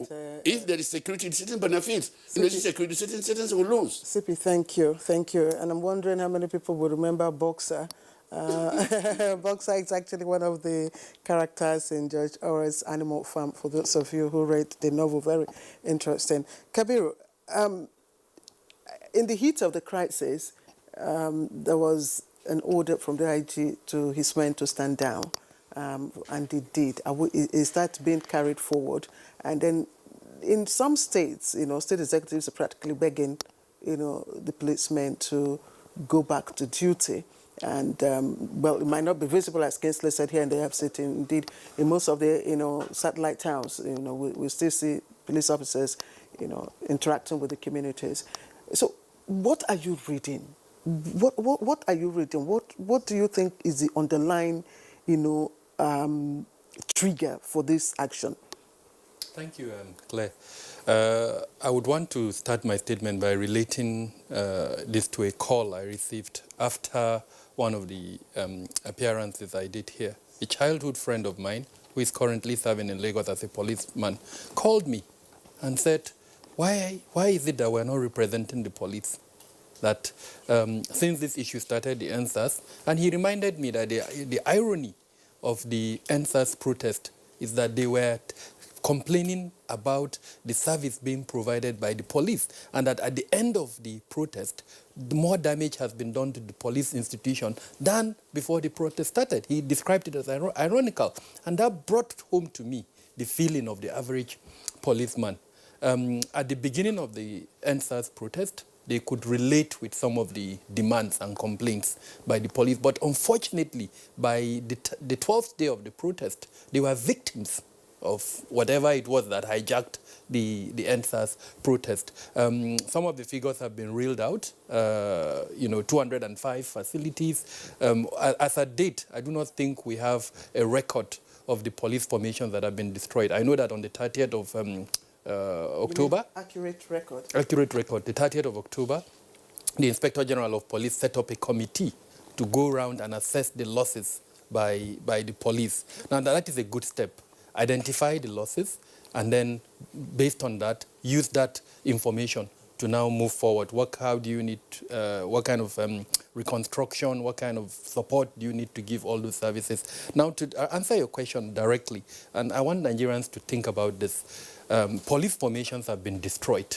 Now, how do these police work? They can't go and, start working under the sunlight, and in this very inclement weather, as it were, unfortunately. So it's actually ironic that the same thing we're complaining about, we've now added more problems to it, because frankly, they can't go out and work when they don't have facilities. In some instances, their records have been destroyed, their case records, their vehicles have been destroyed, their communication facilities. Lagos is beginning to compile some of these records. Now, so much has happened that ordinarily can affect the morale of the police. But we also need to remember that beyond these physical issues that we are talking about in terms of the consequence for the police force itself? What of the social aspect? For instance, the last time the Lagos governor went round to do an assessment of the damages, I saw families of policemen that were killed actually complaining. So there is a lot of issues, that we need to contend with. The physical damage, the emotional consequences of some of the actions, then the financial burden on the families that have been affected. Now, with all of this together, there are so many things I think that can be done. I'm very happy that, like the Inspector General of Police has done, that committee's work is really, really essential. And that I'm hoping that at the end of that committee's work, we will have a credible record that will tell us this is the damage. We'll take it step by step. We'll look at, because the title of this program is Restoring or Rekindling the Morale of the Policemen. And we'll look at some of the steps that have been taken so far, and then, of course, in the short and in the long run. Kabiru, thank you. Mr. Mo, how do you react to, we'll also like a perspective to that question. What do you think is the, I don't want to say reason, is the trigger for the reluctance of the policemen, some of the policemen, to go back to work? Do you think that they have come to some sort of realization? Well, I believe that you are first and foremost a human being before you are a police officer, and sanctity of life, to preserve self-preservation, is innate in every human being.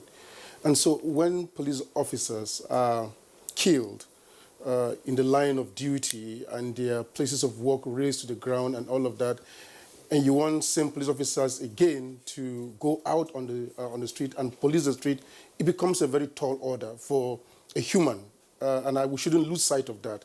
These officers are men, they have families, they have blood, and all of that, like every other human being. And so when that happens, it becomes very difficult for officers to begin to say they'll go out on the street and begin to police the street, knowing that their lives are still in danger, so to speak. Even in Abuja now, you have police officers, dressing in mufti, and only when they're in their offices do they wear their uniforms. So it's not so a very good sign. And as Kabiru said, the thing about society is law and order. And if you remove the police officers from the society, you're going to have anarchy, you're going to have arson. Everything that we've preached against will be the order of the day. So for me, I think it's not out of place that you're saying what you're saying now. We need to begin to build and motivate officers, begin to put in places those things that will give them some sense of motivation to go back to work, some sense of security, some sense of the fact that I can come back and meet my wife and my kids home alive and safe. I think those are the issues that we need to look at very closely. And also, that even if I do lose my life in the course of my work, my family are not just left the way they are or the way they should be. Because right now, that is where we are going to police officers. Is it the ones that died in Jalingo when they went to arrest a kidnapper, that were mistakenly killed? What is the fate of their families today and all of that? All these are issues we need to look at if we're talking about motivation. These, like I said, are not police officers. They are first and foremost human beings, and we must learn to relate from that prism. Then we can appreciate the fact that these are not numbers, these are people. All right. Thank you very much, Rami. I just, gentlemen, again, beginning with the police officers, let's go back to Lagos. AIG Bala Hassan. I was just wondering, do we have a history of any event such as we have witnessed this year, say in the month of October 2020, where you had such violent attacks on police facilities and police personnel? Of course, social media has come in now, and the gory sites were sometimes recorded. But have you had this kind of uprising in the past, if you like, hoodlum uprising against law enforcement officers in the country? It appears so unique and therefore something shocking, not just to the police institution itself, but to reasonable men and women in society.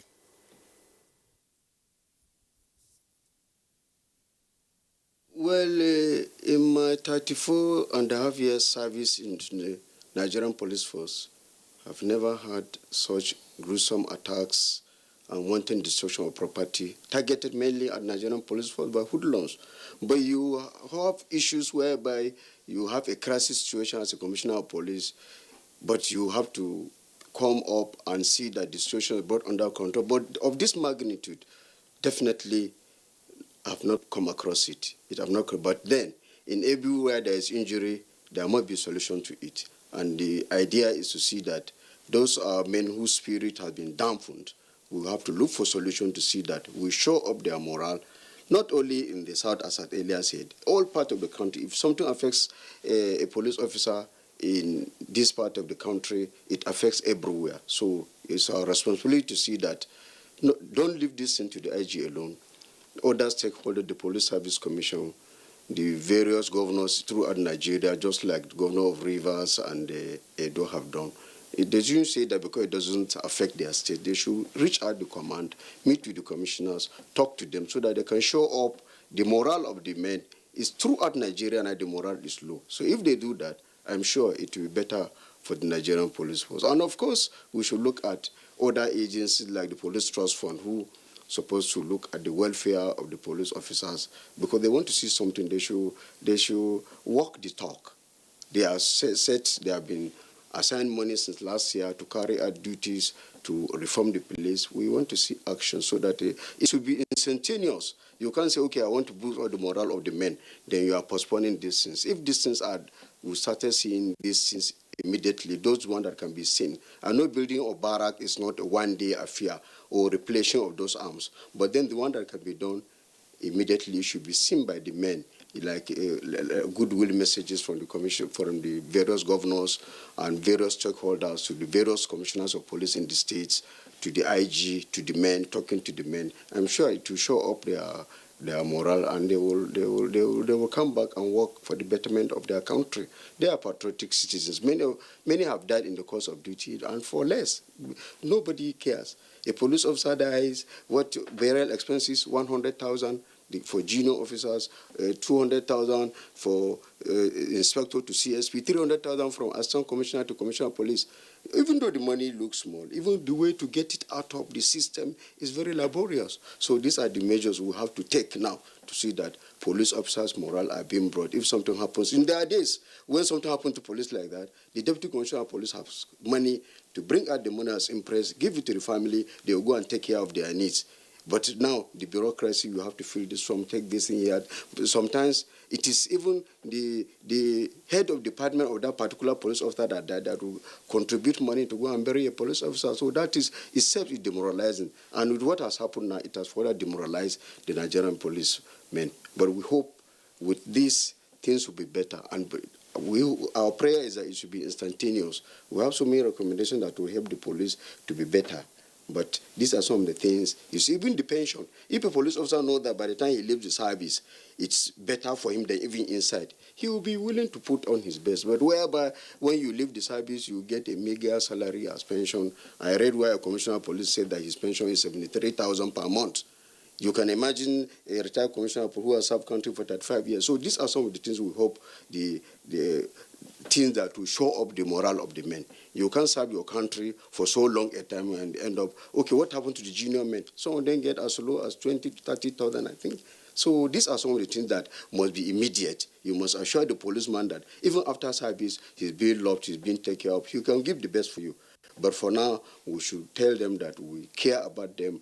They are human beings, they are Nigerians. They should work for their country. They should come out of their shell now. We are all together so that they can serve. Because our warning, this is an embalmment period. People are afraid of going to the East by December. And now, with what is happening in Benin, about 2,000 criminals have escaped, raided police station, carry guns, carry uniform, and December is coming. I can assure you, not a prophet of doom. It will be a very tough Christmas for this period. So something must be done and fast. We should walk the talk and let the police officers who are already disenchanted get their morale boost up before we reach December. Otherwise, we may have a very, very difficult situation in our hands. Okay, thank you very much, AIG. Let's come back also to CP Lawrence Alobi. What's your take? I mean, we've seen some solutions being proffered there by AIG Bala Hassan. But you served, of course, much longer and retired also for a much longer period. Just tell us, have you witnessed or have you known of any previous assault against the police institutions, such as we witnessed in the month of October in several parts of the country? Not at all. I served for 35 years and I retired. This is my 14-year retirement. I've never witnessed such a situation. Sometimes when the police go into on crisis situation, they might be that because you're confronting, you don't want to maintain law and order. The other party or the criminals want to fight back. But this kind of organized, well-organized and collective effort against the police at an institution, I've never observed, I've never seen it before. It's a new development, and I think we should check it. Because, like I said, crime is against the society. When they are, the police is closer institution of the government to the people, and if you attack the police, you are indirectly attacking the government, and the crime is a transgression against society and the people. So I think what has happened now, we should learn. The government should take it address it seriously, because otherwise, my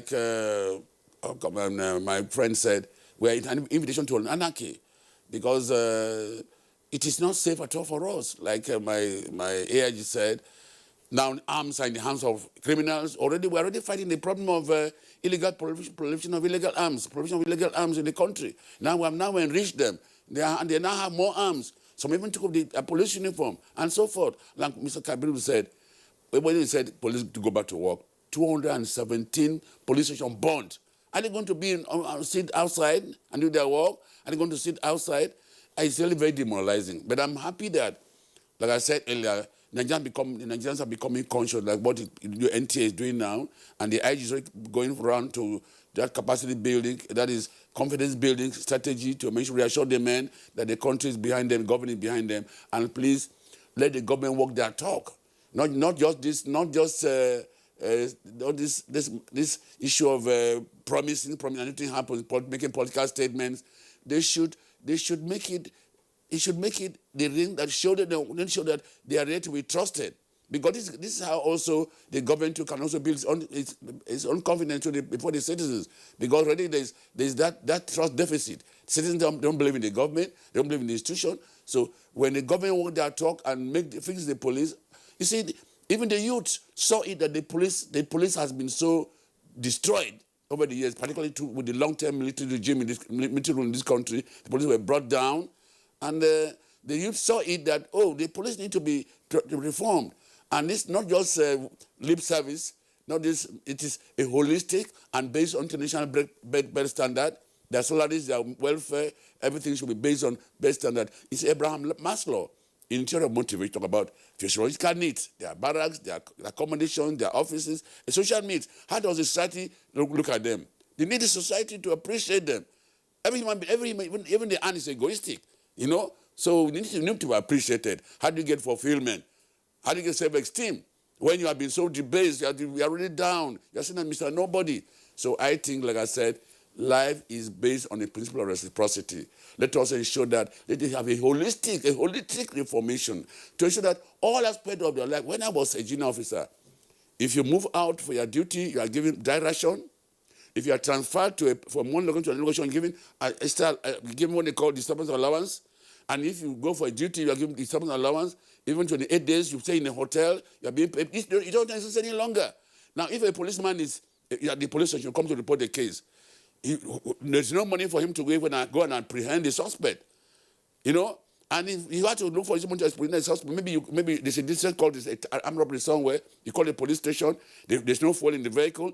The policeman have to fuel the vehicle. There are a lot of things that need to be done holistically from the police station. At least the police station the DPO should have its own impress, like this IG has just recommended. Direct impress should give them direct. Look, in some state, you have to go and beg a governor to give you support, which is not supposed to be so. The governor swore in oath of office, and in Section 14 says that private post of government is security and well-being of the citizens. And someone who is not providing security for you don't appreciate him. It's a paradox. So I think Nigerians should actually appreciate that the police is key and central in the sustenance of democracy, in the well-being of this nation, and they should actually be appreciated and motivated to make sure that we, the police, know that they are there to serve, and they are, like I said, it's priceless service. They are sacrificing. If I tell you how much I'm being paid for my pension, you wonder. After giving my beautiful life to the nation. Please don't tell us. No, I don't want to tell because you'll not be happy. That's why I will not tell you. So I'm saying that Nigerian government should look at this thing critically, not based on emotion or sentiment, but look at based on the fact, the reality of life, what these people are putting in, the sacrificing. A policeman is alienated from his family because he has no time for his family. He's always on duty. Sometimes you be with your wife on your bed, they call you, it's a crisis. You leave your wife, I'm going to attend to the crisis. You know? And then sometimes you don't even have time for your children, for your family. This bonding, because you're always being demanded, the pressure on you is so much for you to attend to society. And this society that you're attending to, sacrificing for, is now the one that is now brutalizing you, is now trying to destroy you. So I think, like I said, life is based on the principle of reciprocity. He wants equity, must do equity. So Nigerians, please, appreciate the police and support the IG. Let us motivate them, not just on lashing the police. Like I said, I've not seen any editorial comments in any print media about this. I was 8 yesterday. I've not seen any of the televisions with this commentary on this and so forth. What is, like I said, what is Amnesty International? The police are human beings. They also have right to their life, right to carry their duties without intimidation. So why should they not be treated this differently? So okay, I think we should appreciate them. And I want to encourage my officer and my colleagues in the Nigerian police force, please come back. Your services are being appreciated. Thank you, Sepi. Thank you, Sepi. And let me come back to Kabiru Adamu. And I think that probably the first step in rekindling morale is probably to work on the psyche of the policemen. And if you listened carefully, the common thread, coming out from our conversation is Nigerians. And that's the impression that the police officers have, that probably there's a love lost between them and the generality of Nigerians. But from intelligence perspective, if you consider the very coordinated nature of the attacks and what actually was stolen beyond the burning of the station, the infrastructure itself, what was carried away, the uniforms and the weapons and all that, what would you be telling the Nigerian police, the policemen now? Is there really love lost between the Nigerian people and the policemen? We need to separate the institution of the police from the conduct of the police that Nigerians were not happy with. And so I think this is to the leadership of the police. The language that needs to go out now is one that seeks to separate what Nigerians didn't like, which is clear. The NSAS was very clear about what they didn't like, and a lot of Nigerians resonated with that. So we need to, going forward, in terms of strategic communication, separate that Nigerians didn't like, and then what we want as Nigerians as the ideal police. And everybody knows what the ideal police is. That police, I'll give you a practical experience that happened to me in Europe. We were in a vehicle, and then one of the service vehicles, the vendor, was offloading. And then all of a sudden, we were completely blocked on my lane. Completely. For about 5 minutes, we were waiting for the vehicles coming from this other side to allow us to pass. From nowhere, a patrol police vehicle came by, saw what was happening, and to my utter amazement, stopped the other lane and allowed us to pass. That for me is what an ideal police should be. Recognize the rights of the citizens and then seek to protect the rights of the citizens. So I think in terms of strategic communication going forward, there is a need for the leadership of the police to separate what was complained about and then what we want going forward. We do appreciate the role of the police from an intelligence point of view, that everybody knows that there is no society that can subsist without the police. So we want the police, but we want a police that is responsive to the needs of the average Nigerian. And going forward, that's what I hope for. Now, with regards to from an intelligence and analysis, the major thing that came out from the what appears to be a coordinated attack on our policing system is the need for a better crisis management strategy. Resilience is one language that came up. I was listening to the MD of the Nigerian Ports Authority. She said something that resonated. Her facilities were able to bounce back almost in minutes after the attack on the headquarters. That is resilience. Every organization should have that kind of capability, and it is crisis management. So I think this is an opportunity for the police to look inwards and ask itself, what can we do even when our facilities are attacked? Because let's remember, just to make a comment around the earlier question you asked, it's a global wave that we're experiencing, unfortunately, that is targeting the police. The George Floyd incident gave us that indication, when a lot of police facilities were attacked in the US. And then globally, we saw that kind of reaction. Perhaps it's also the same thing that is coming to Nigeria. So this is here to stay. And then we need to come up with a crisis management strategy that builds resilience within almost all our organizations, including the police. Unfortunately, damages can occur. But then how do you bounce back even when those damages occur? So as an example, case files that have been destroyed, that is something significant that as Nigerians we need to start thinking about. A lot of criminals that are being investigated, if the case files are destroyed, how do you continue the investigation? So how do we transit from our current manual method to a more digital method that would have fallbacks? Even when that is destroyed, do you now have a record that you can draw from? This is a moment for, I think, the police leadership to ask critical questions around crisis management so that that resilience that would allow it to function even after such damages have occurred, we have that capability.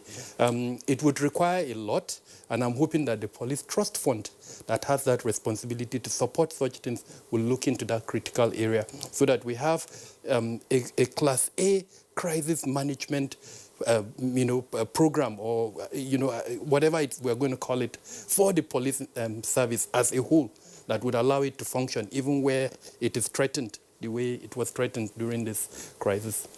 Well, Dr. Kabir Adamu, I'm tempted to stay with you, and I will, so that we can also look at the aspect of the threat that citizens and indeed our communities face.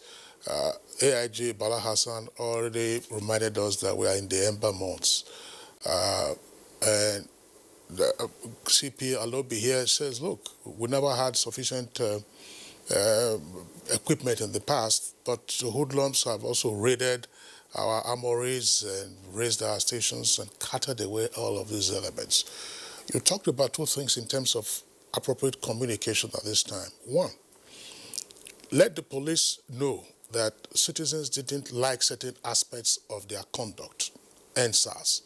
But as an institution, there is a necessity for having the police. But the institution is also men, women, and facilities and equipment. That necessity has been emphasized, as I said, by AIG Bala Hassan.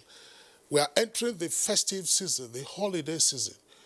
And I don't want to refer to some of the social media posts that I've read. There are notorious spots and routes. And already there are indications that some of the vagabonds are having a field day, and there is no security response. Do we know what we have on our hands if we do not quickly shore up the morale of the police and then get them back on the beat as quickly as possible before the bad guys run us out of town? From the level of governance, I think, yes, we do. The kind of meetings that are ongoing. I mean, just yesterday, the Northern Governors had a meeting, and the outcome of the meeting was quite instrumental. 2 committees have been set up, one for engagement with the youth and then the other one for traditional rulers. So yes, we do appreciate the significance of where we are.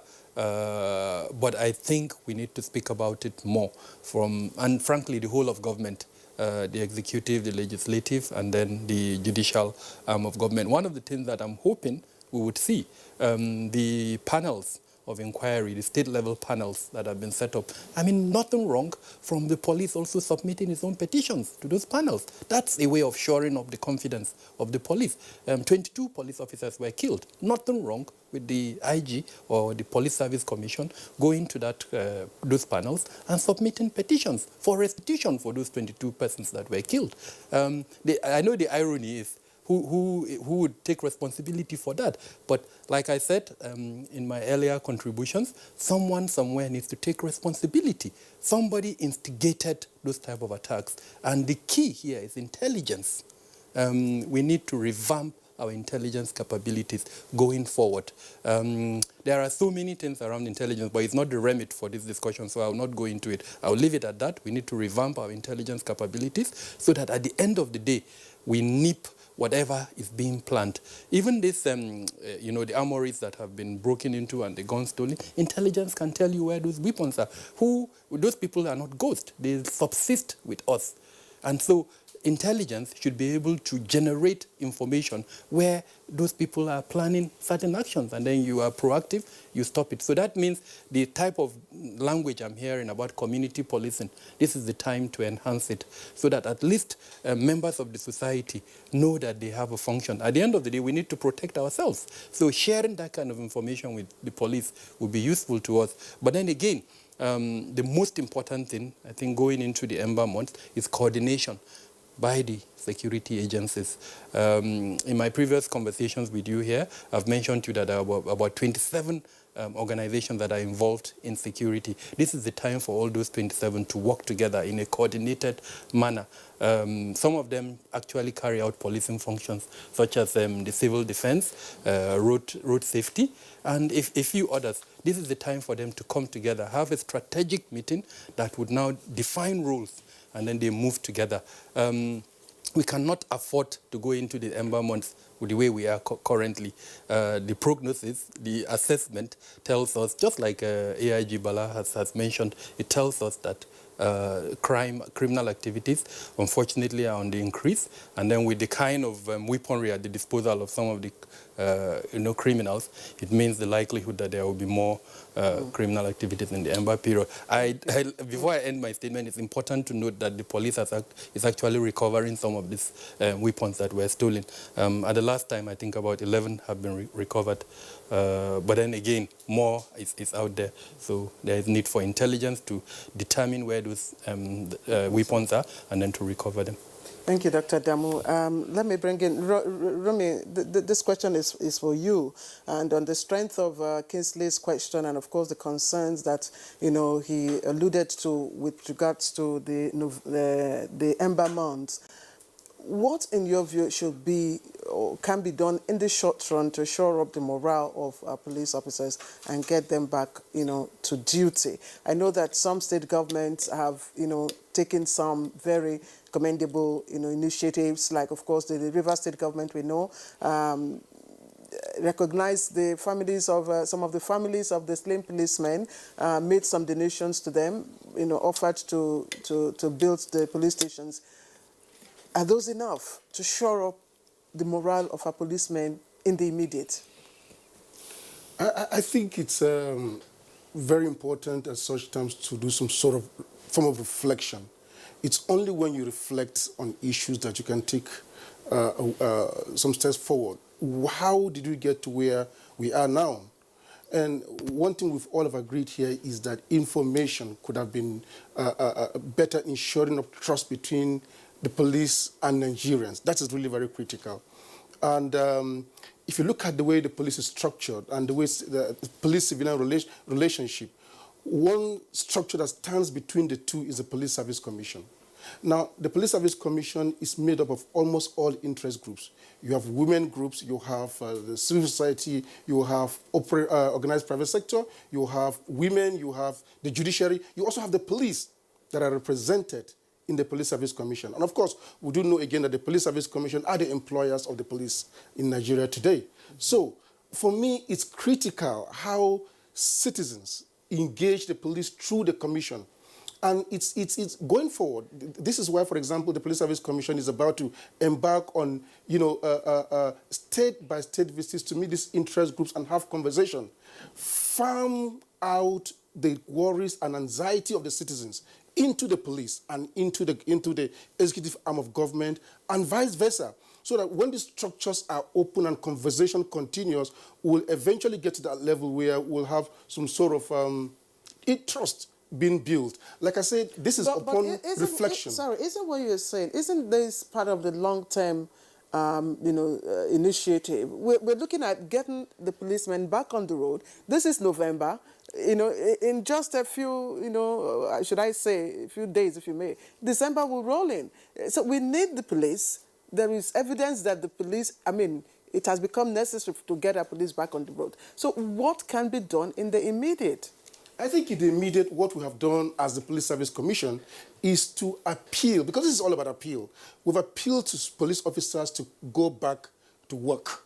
But more importantly, what I'm talking about is starting as early as next week, where we are going from state to state to have conversations with commissioners of police, to have conversations with citizens. We need to sit around the table to agree that, look, we all made mistakes. And now is the time to right those mistakes in the interest of our country. We need to move forward. So these are not long-term. These are short-term in terms of communications first and foremost must be open, sustained, and built towards sustaining some sort of trust. And if that does not happen, we would as well be going around in circle, which is also what the IG is doing. Also thinking about going around and speaking to officers. So I think for me, at the time now, what is important is engaging the officers, engaging interest groups, engaging citizens, for like what we are doing here. For example, this is another critical element of it. We need to understand that as the ember months are here, we need to be policed very well. We need to understand that there are arms out there that are in wrong hands and all of that. And so when this conversation is had and citizens themselves are made to be aware that they stand at the risk at the end of the whatever is going to come that is wrong, then the intelligence we're talking about will begin to come in. People will, will give intelligence, will give reports that says, look, I think Mr. A or Ms. B is harboring arms that we're taking from here, or there are police uniforms here and there. All these things are within the communities. They are not somewhere else. And if the communities are made to be aware through conversations that this is where we may be going with the state we're in now, then that intelligence can begin to come to play. But most important for me, like I said, is that we need to bring in that structures. It has to be structural. And I say that the Police Service Commission, as of now, appears to be that, that structure that the Constitution has put in place, where all citizens groups are represented, that can farm these concerns into government and take it the other way. And I'm happy that because of what has happened, because of the lessons we have learned, these conversations will continue very soon, and it won't just be because of what has happened now. It will be sustained going forward, and hopefully we'll come to that level where we'll move in some few notches up to the level where we will accept that, oh, well, from the resources we have, from where we are, this is a level we can continue to build upon. Well, Ron, I stay with you. Last week on Good Morning Nigeria, when we were discussing aspects of the NSAS protest, a professor of psychology joined us from Ibadan Network Center. And he said something about utilizing professionals during seasons such as we have found ourselves. This is clearly, from what has happened, a rude awakening to all the institutions, to what they need to do, and so on and so forth. I was just wondering, you say as early as next week, the PSC, that's the Police Service Commission, will be doing the rounds. The Inspector General of Police, we also understand, will also be doing the rounds. Are you likely to, or have you given consideration to even contacting the National Association of Psychologists to be part of your team to offer you expert advice in these very trying times? Because the trauma that the police institution has suffered is unprecedented, and the losses are clearly unquantifiable in the meantime. I think that is a very, very good point you've raised, because it's a conversation that for me is like we're touching something that we just open up and we just keep going deeper and deeper. When we talk about mental health, is something that is an issue in Nigeria as a whole, but more particularly with the police officers, and because they handle rifles, they handle guns, they handle arms and all of that. So it even starts from the point of recruitment. How do we approach those issues? Because when we talk about motivation and all of that, it is a two-way thing. And so for me, with regard to the present issues, as we go out, how about the families of the slain officers? How about the friends of the slain officers who are still in the force? So the issue of mental health cuts across both ends, and we need to identify those who need it and profile it. And I'm happy that you've brought this up, because it's an issue that came up but was not very well tackled. The question was, as we are now, who requires that mental health support much in the short term, in the immediate, but then again in the long term, how do we do it? So for me, I think it's about coming up with a policy, and I'm happy that the Police Service Commission has the powers to develop policies and implement them for effective policing of Nigeria. That is one of the mandates, to develop policies and implement. That is huge. So for me, I guess this issue of mental health that is now coming to the fore because of what we're seeing is such that we need to develop a holistic policies that starts from when you are recruited to periodic assessment down to when you go into retirement and even post-retirement. These are issues that are critical. In Nigeria today, have you noticed that what we notice on the road are people, this road rage, people driving against traffic when there's a little traffic jam, this one of, being really getting so angry. They are all evidence of lack of mental health of lot of persons out there on the road. And so mental health for me is an issue in this country. And I think the National Association needs to also drive this point home aggressively. Nigerian and especially our security forces, the issue of mental health is cardinal. And for me, each issue brings to us a point where we need to sit back and reflect. Going forward is the most important thing, not what has happened. That is just history. But we have to lean on history to be better tomorrow. And so for me, the issue of mental health is a window of opportunity. We need to learn from it, go forward, and make it as wide as possible so we could have stable and mentally healthy citizens on the street. Okay, Rami, thank you. When we come back from this break, I would also like you to tell us in the immediate what has been done, because part of the demands of NSAS protest was, of course, for the welfare of the police officers to be taken care of, their barracks, where they live. I mean, I have been in police barracks, and I can tell you my experience. So we want to know from you, what are you thinking with respect to where they live, how they live, and other matters that may arise. But that will be after we come back from this break.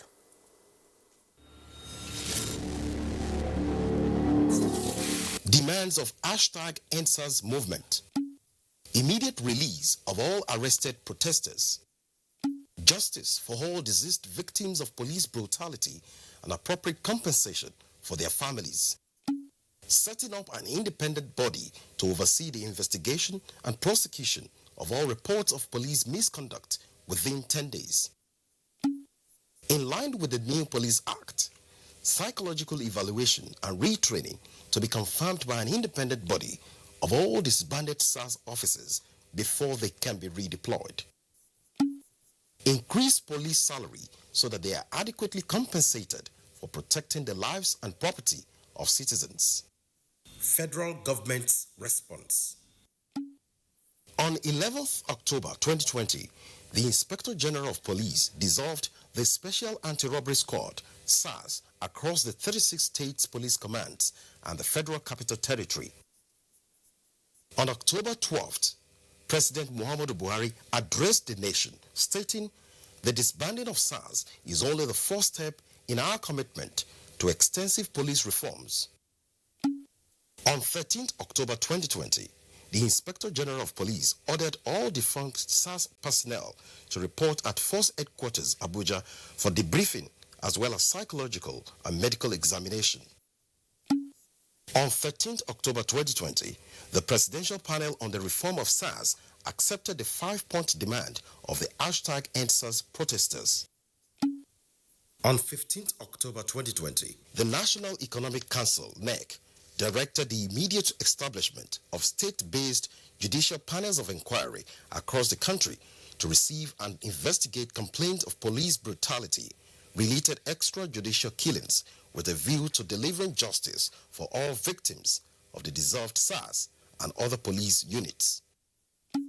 State governors should immediately establish state-based special security and human rights committees to be chaired by governors in their state and to supervise the newly formed police tactical units and all other security agencies located in the state. This will ensure the protection of citizens' human rights. Members will also include representatives of youth and civil society as well as head of police tactical units in each of the states.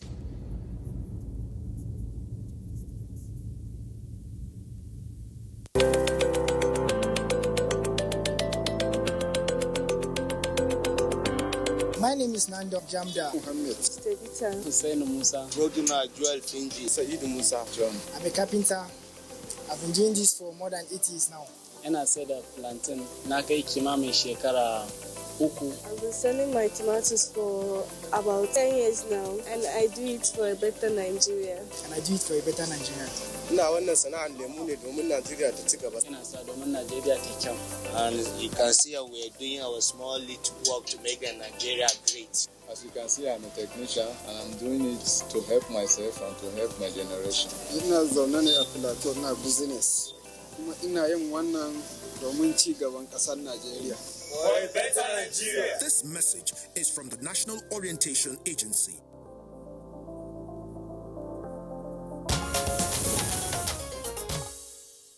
All right, welcome back, and it's still Good Morning Nigeria. We're reaching you live on the network service of the Nigerian Television Authority. As my colleague Claire indicated, we have a number of tweets that have come in from our viewers. We'll go through those tweets now and then return to our guests. Claire, this one, all right, it's a Twitter handle. It seems a bit scary. It says savage by nature. Could you find a more polite way or a less scary way of identifying yourself? But it is a very important message that he has. As you pass by any policeman, stop and say a kind word. Words of encouragement to them. This is part of how we can rebuild the confidence of our police force, whose lives are on the line for our sake, and that Nigeria remains one united country. And our next Twitter handle says at Ibrahim77446710. We can't afford to cut and throw away our rotten hands. We still have to manage it. We can't also throw away the baby with the bath water. It is our collective responsibilities to sanitize the NPF, help in recruiting the right people for the job.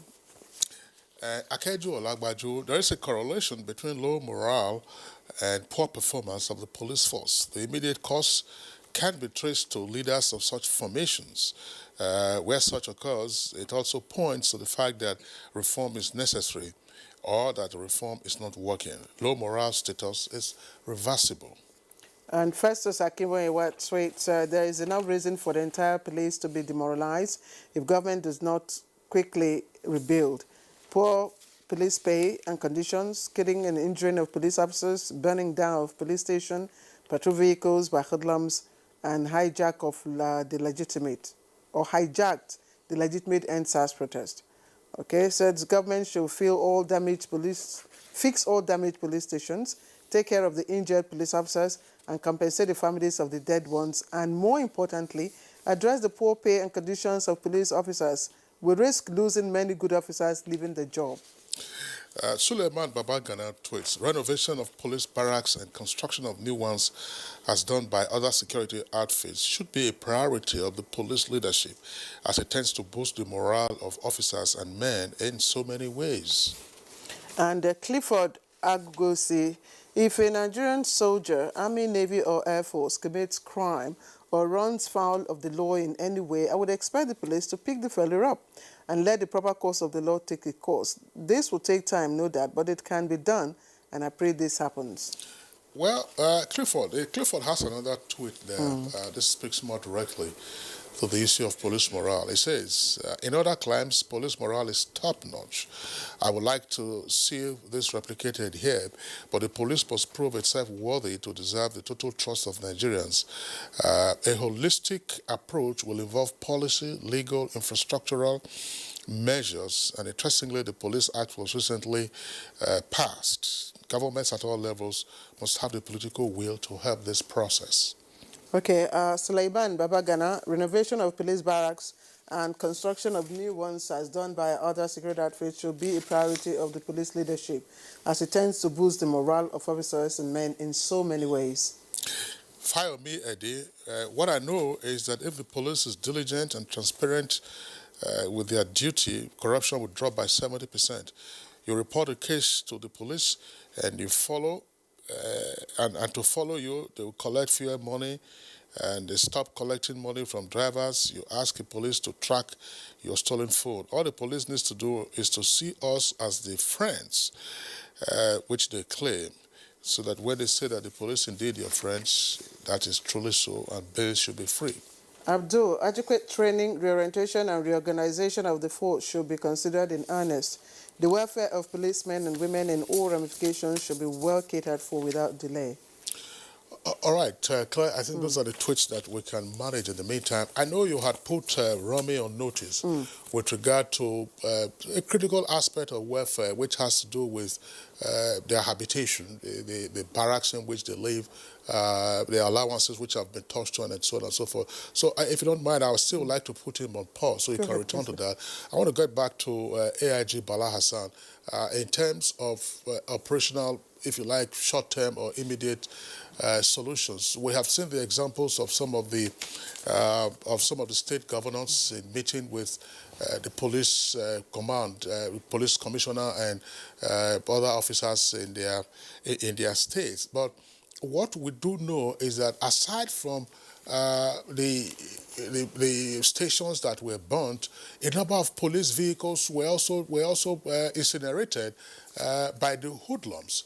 I was just wondering what role, I mean, as a commissioner of police, you are a member, well, you were a member of the State Security Council.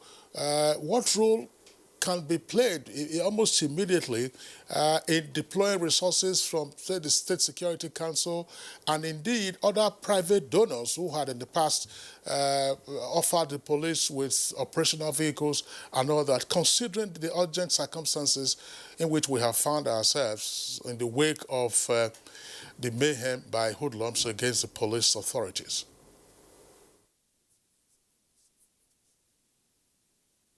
Well, in this event, the immediate help should come from the governors of various states, where they can dip into the security fund and get them new patrol vehicles in the next couple of days for them to commence patrol. But you see, when you have physical structures, you have patrol vehicles, when the morale of the men is low, it cannot, the two must match themselves, because the morale of the men are ready to come back to work. Then we have the physical structures, new patrol vehicles. I know the governors can get this in for the men, but before then, within these few days, as IG is going around, the Police Service Commission is going around, we should boost the morale of the men. And it should not be just mere talk, as the Commissioner of Police has said. It's not, there should be concrete action. Like most of the worries of the police officers, apart from low pay, is the uncertainty when they come outside. I was a commissioner of police for 6 years, AIG for 4 years. As the CP has said, the retired commissioner of police has said, I can't tell you what I earn every month as a pension. Talk less of a junior person who retired as superintendent or inspector of police. So these things, they should talk to the men practically as they go around. The Police Service Commission, the IG when he goes to talk to them, and also the chairman of Police Trust Fund too, because he has the responsibility, he has the money. He should also equally go out, maybe after the chairman of Police Service Commission has gone to other states, to go and talk to the men, because he is the one who has the money, who has the legal backing to deploy these resources to ensure that new barracks are built for the police, even vehicles are built, training and other things, all within the purview of the Police Trust Fund. So to get the police to start off again, the governors, the various governments should as a matter of urgency, donate some vehicles to Nigerian police. It doesn't take out the responsibility of other stakeholders like these multinationals like Shell, Ajib, all those fuel companies to come and assist the police so that in the next couple of days, you will see a robust patrol on our streets to ensure that people get peaceful Christmas and normalcy has returned to the Nigerian police. Again, Romy Kisley has prompted me to put you on hold. We'll get back to you to give us your views on the questions I raised earlier on. But Kabiru, you listened to the former Bala Hassan. He talked about the need for a concrete action right now to motivate the policemen. But some of the issues that he also raised, are they not part of what has been engraved in the police trust fund, which should take some time? Like, for instance, their welfare pay package, pension services and all that. Yeah, my understanding of the police trust fund is will address three major areas: facility, welfare, and then training for the police. And as far as I know, they are trying to come up with measures, policies for the implementation of these three major areas. But with regards to the issue of our discussion, I have some immediate recommendations for the police leadership, like almost all countries do, and even some other security organizations within Nigeria. As an example, a cenotaph should be built for fallen officers, where a symbolic gesture would go a long way towards telling any officer that dies that we recognize you, and this is the true tribute we're giving to you. Some would even go ahead and put up, where stars would be pasted with the name of that officer, aside from that cenotaph, on that wall too, which I'm sure some organizations in Nigeria have.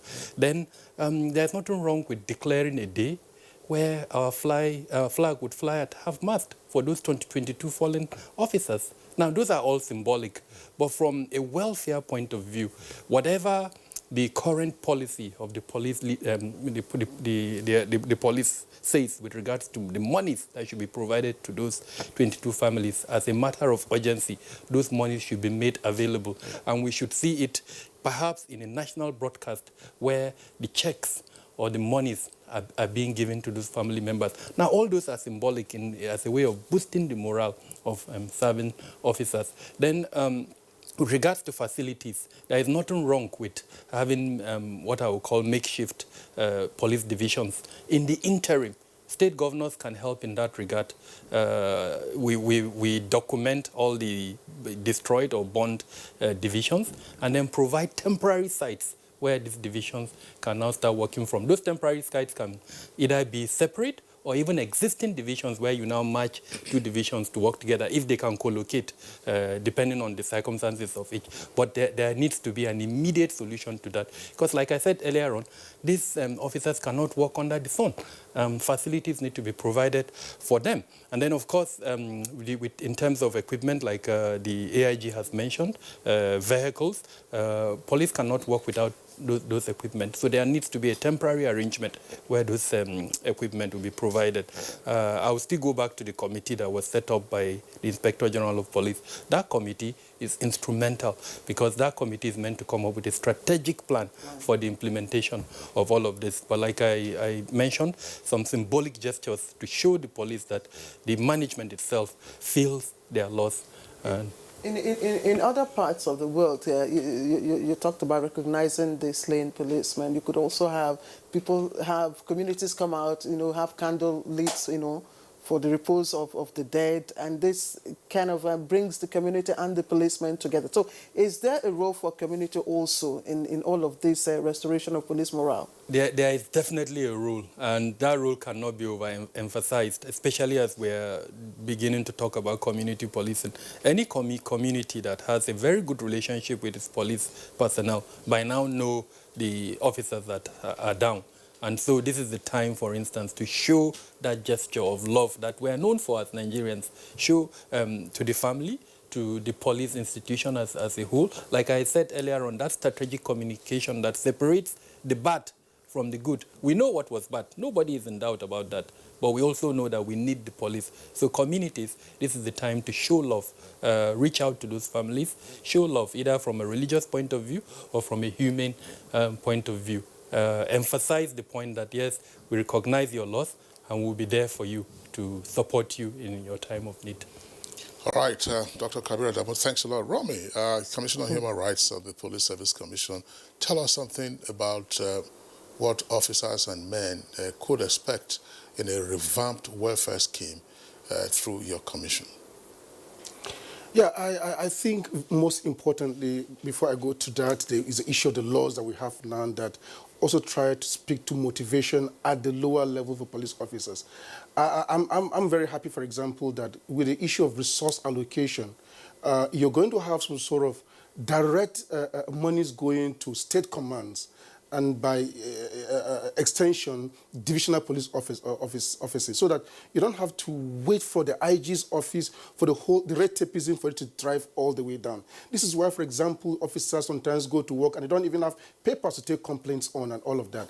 I think if we begin to have state commands receive direct resources allocation at that level, and it's case down to divisional police officers, you're going to have officers motivated to do their work. What's the essence of being in the police station and someone comes, you don't even have a pen and a paper to take down the person's complaints. So these are very critical. Also, the structures within the police.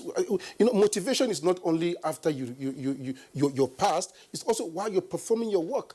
When police officers go for issues like election monitoring, special services, and all of that, and we hear stories of the fact that, oh, we haven't been paid, and government sometimes says, look, these monies have been paid. How do we remove those red tapeism so that once police officers are going for this kind of duties, they are motivated. The money goes all the way down and quickly too. So you don't have hungry police officers, for example, monitoring and providing security to an elections and all of that, or on special services. So we need to find a way of unplugging all those bottlenecks so that these resources go all the way down. Allegations of impropriety are removed and all of that. That is really very critical in motivation for men and women of the force. But having said that, for me, is the issue of facilities, which we mentioned earlier. You see, one of the most traumatizing experiences I've had as a Nigerian, upon inauguration into the board of, into the Police Service Commission, we made some visits to a few police colleges. And what I saw began to drive home to me that we cannot expect anything more from police officers of that rank, because we dehumanize our police officers during training. There is nothing about respecting their rights as people. Once you see where they sleep, the kind of food they eat, where they toilet, and all of that, it's not good for a human being. And so when someone goes through that process, and the person comes out, and you expect the person to give you what the person has not been given, what the person does not have, how does that work? So this is huge. It's huge. And I'm happy we now have the Police Trust Fund.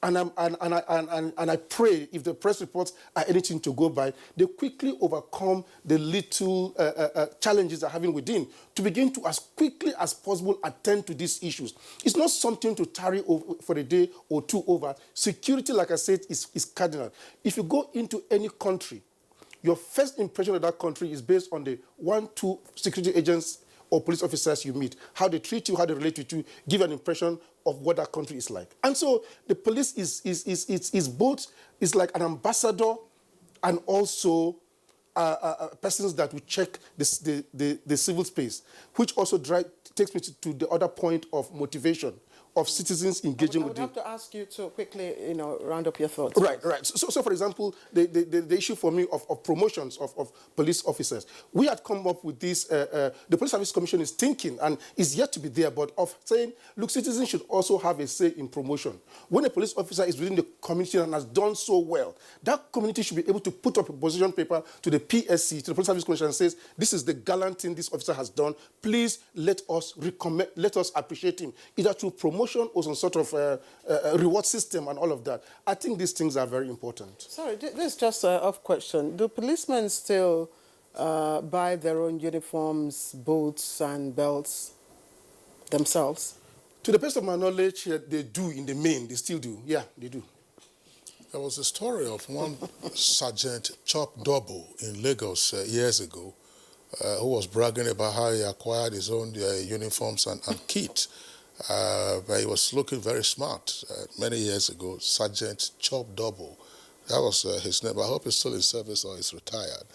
But much more seriously, you talked about, Claire, we're already pressed for time. I was going to say this about the police college in Ikeja. The training and the kind of aggression that even the trainees begin to manifest while they are still in school. Bankantoni Way, Mobalaji Bankantoni Way, which leads to the airport. Aborted there, it's the customs office. I recall on one occasion, the recruits were coming out with their buckets to go and fetch water. I think they had no water at the police academy, and they had bored holes in the wall to get through. And they were almost manhandling motorists. I was driving on that occasion. I was in that neighborhood. I was driving. And you could see the manifestation of their displaced aggression, as it were. But very quickly, CP Alobi, I know this problem might seem far-fetched. I had raised on this program sometime in the past.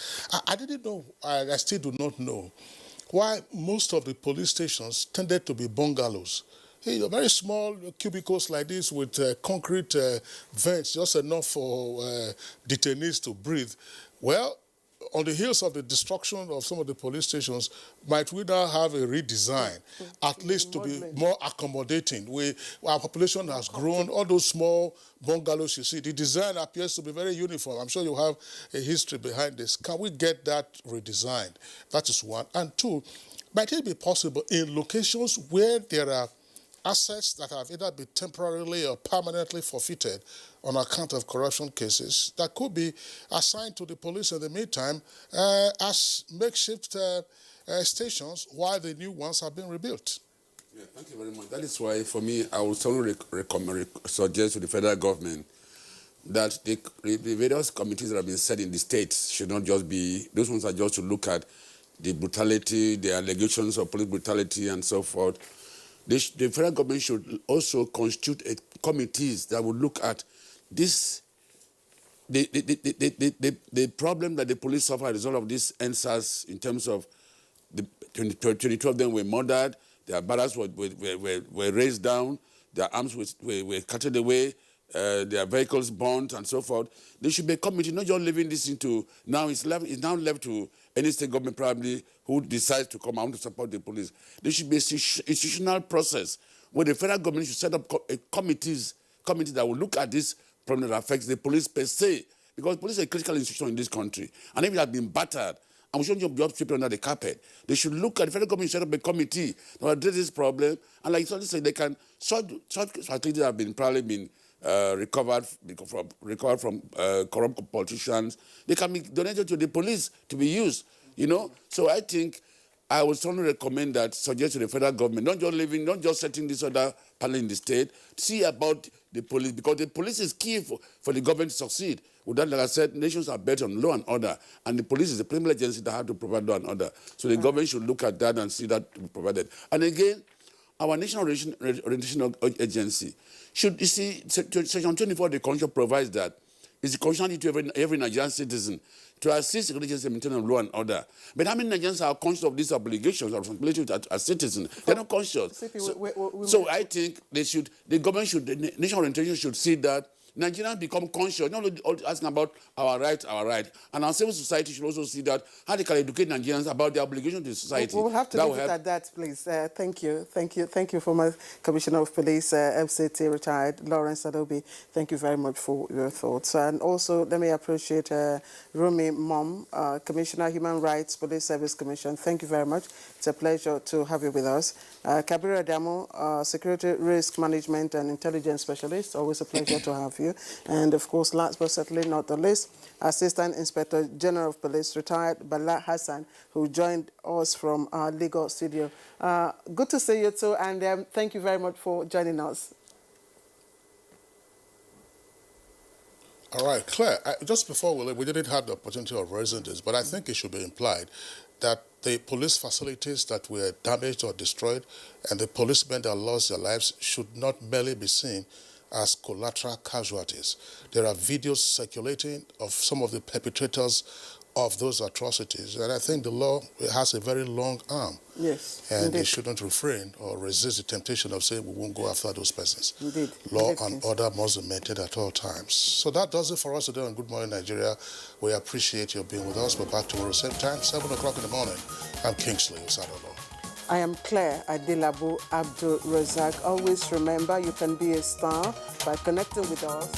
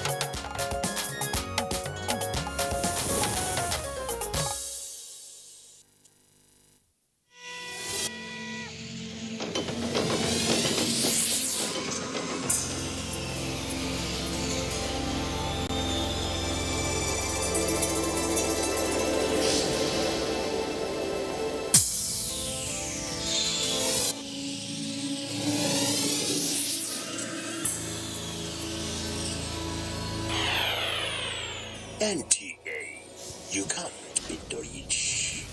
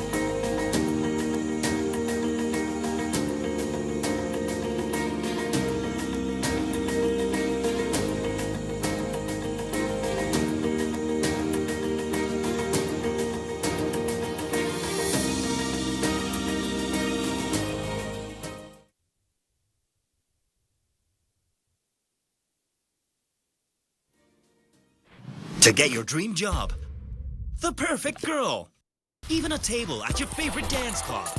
It takes moving fast. It takes moving at the speed of 4G. With Intel 4G LTE, you've got it all covered. That's because you have access to super fast unlimited data that enables you move as fast as the speed of light. Now, no download is too heavy, no conversation too long. Nothing is impossible. Get Intel 4G LTE Advanced today and do so much more. Intel. Live more.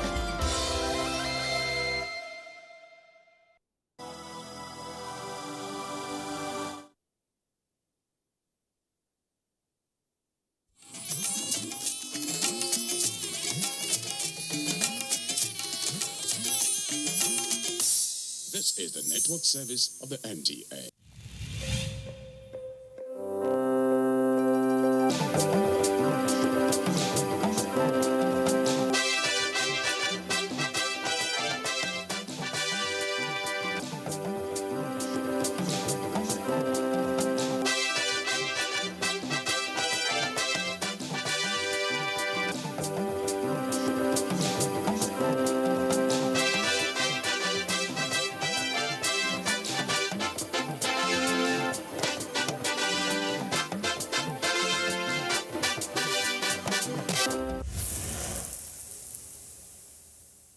Hello once again and welcome.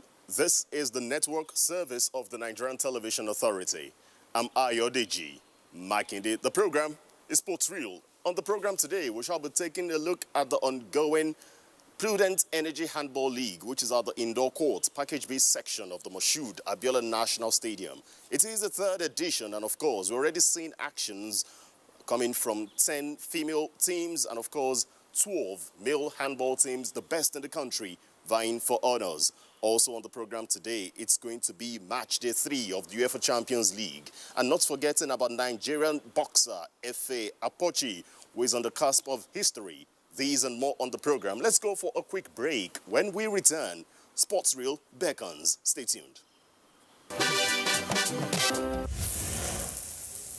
You're welcome back from that break.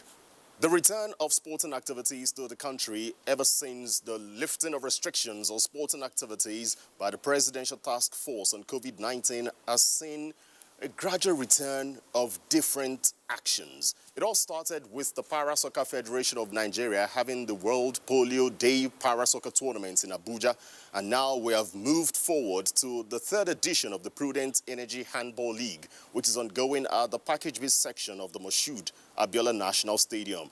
Correspondent Tamara Ebiwe will give us a feeling of what is going on there as we await actions of match day 4. Over to you now, Tamara. The atmosphere here is electric because the handballers are excited coming back after the long break. 22 teams are participating in this year's edition despite the delay. We have 10 female teams and 12 male teams. For now, let's focus on the sights and sounds of the 2020 Prudent Energy Handball League. I'll be back with some interviews.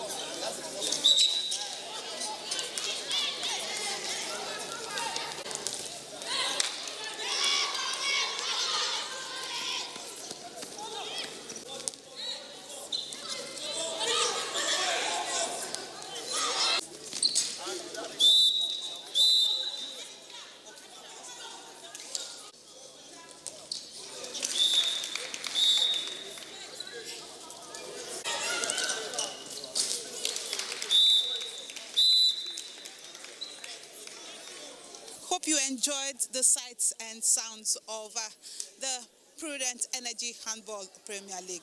Time for us to talk to some players and officials. They'll be sharing with us, coming back from the long coronavirus pandemic break. How it is for them. Toyin Yusuf, a handballer with Plateau Peacocks. She's been playing in the Handball Premier League for 3 seasons. Last season, her team finished 3rd. And we want to hear from her how optimistic she is. Hello, Toyi. How are you? It has not been easy because for almost 8 months or so, we've not been training. All the stadiums have been locked. We've been at home for like 8 months. And for someone who is used to playing like all year round, it's actually not easy. We've all added some weight. We've all looked so heavy. But we thank God that we have an opportunity to play this game. What's new for you this year? Well, almost everything is new. We're still new to the COVID-19 protocols. We're still not shaking, it's still new to us. But it's a good new. It's not a bad new. So Plateau Peacocks finishing 3rd last season. What are you expecting this season? No, this season we are going all out. We are going all out. We've made up our mind in my team that this season, no matter what happens, how it goes, we are taking the trophy home. I'm bringing you a goalkeeper for Kogi Confluence Stars. He has represented Nigeria at 2 junior world championships. Seriomo Teriomo. I hope I got that name right. Yeah, you did. You tried. Good to have you here. Yeah, thank you very much. How has it been for you coming back from the coronavirus pandemic long break? Yeah, it has actually not been easy because when everything was on lockdown, we were not really training, just the personal workout, and it wasn't really easy, but we tried just to keep ourselves. You can see even from the way some teams are playing, you know that they were a little relaxed. What is the new thing you've seen in this competition? Yeah, actually, this year's Prudent Energy League, it's very tough. Like, I can see players coming out. I was actually thinking it would not be like this, but based on the way everything has happened and everywhere, the game is very tough. All the teams are prepared because you see smaller teams, which we see them as smaller teams beating the bigger teams. So it means there's a lot of determination, a lot of morale in the team. So I can say that it's actually challenging and it's very, very, very, very good for me. So, are you having fun? Yeah. Side attractions? Have you found a wife or a girlfriend or something? Not really, not yet, but everything is moving on well. It's actually fun, so everything is moving on well, thank God. Everything is moving on well, like he said. Best wishes. Trying to bring your players back in shape. Have you been able to achieve that? We really worked hard on the athletes, and they really cooperated with us and giving us their best. This is the best thing that happened to us now, because after the trauma of COVID-19, we are coming back. It's a new dawn, and everybody is coming out to showcase what he has to do, and that's his career. He wants to build more on it. So how challenging has it been to ensure that your team plays at the optimal level? Yes, we are doing everything humanly possible.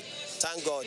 We have been working and we are still working, and we are encouraging them.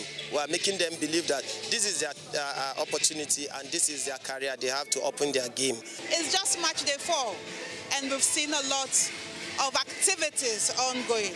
Before the tournament ends, of course, I'll be here again to reel out the list of outstanding players, highest goal scorers, best clean sheets, among other things.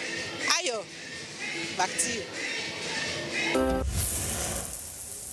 Obviously, the Package B section of the Moshood Abiola National Stadium is a beehive of activities, as reported by Tamara there. And of course, today is match day 4 of the 2020 Prudent Energy Handball League.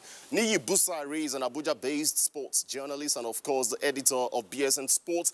Thanks for coming on Sports Reel today. Thanks for having me. We've seen the Prudent Energy Handball League, of course, strict adherence to COVID-19 preventions and everything. We've seen everybody, observing a lot of social distancing and the rest. But tell me something unique that you've seen in this year's edition of the Prudent Energy Handball League. To start with, I think kudos must be given to the Handball Federation of Nigeria. But this shows that for the first time and for once, we've seen a federation that are serious and they know exactly what they want. They want to make sure that before this year runs to an end, despite the fact that they have had setback from the beginning of the year, they still want to make sure that at least they still hold this year's league, and that I want to give kudos to them. Every protocol that needs to be observed as regards to COVID-19, we were there at the stadium. We say how people need to tender their COVID-19 test before you can gain entrance into it, and as well as washing your hand and using of nose mask. You can't gain entrance into there without covering your nose and your face. And I think I want to give kudos. Having said that, we've seen action resume, and this really shows that even during COVID-19, it means some of these players were having their individual training, because we can see almost all of them, both the female and the male team, they are full of energy and they are bringing the best out of them. The result is there to see for yourself. The defending champion, in their first 2 matches, talking about Kano Pillars, they won the first one, they lost the second one. It means the competition is there. Those that have not been at the top of the table before, they are really eyeing that position to pick the prize this time around. And I want to give kudos to the Sam Ocheo-led board. They are really doing a great one. Very, very interesting. If you're anywhere around the Federal Capital Territory, you can just come around to the package B section of the Moshood Abiola National Stadium, while not forgetting the rules of COVID-19 and, of course, the need to stay safe. Everything is being observed at the package B section of the Moshood Abiola National Stadium. Let's quickly take a look at some of the encounters we expect to see. Prudent Energy Handball League, because we expect quite a handful of them. Rima Strikers will be taking on Confluence Stars. We also expect to see Delta Force, they will be taking on Chief of Army Staff Shooters. And, of course, Kada Stars from Kaduna will be taking on Borno Spiders. While Niger United, another formidable force when it comes to handball in the country, will be taking on what seems to be the team of the moment, as Safety Shooters. Nii Busari, I'd like to appreciate you for coming on Sports Reel today. It's always interesting to have you any day, anytime. Before we move on, let's go for a break. When we return, it shall be time to talk about some other things outside of the ongoing Prudent Energy Handball League.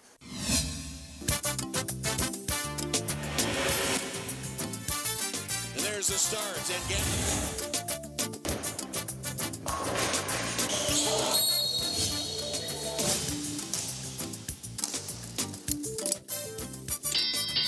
promises to Cheryl. It's up that right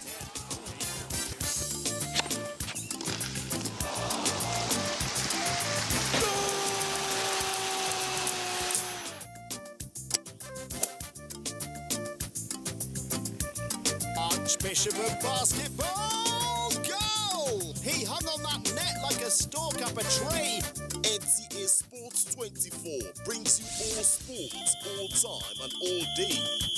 Tune in to watch NTA Sports 24 on Star Times Channel 270, StarSat on Channel 434, and Free TV on Channel 731.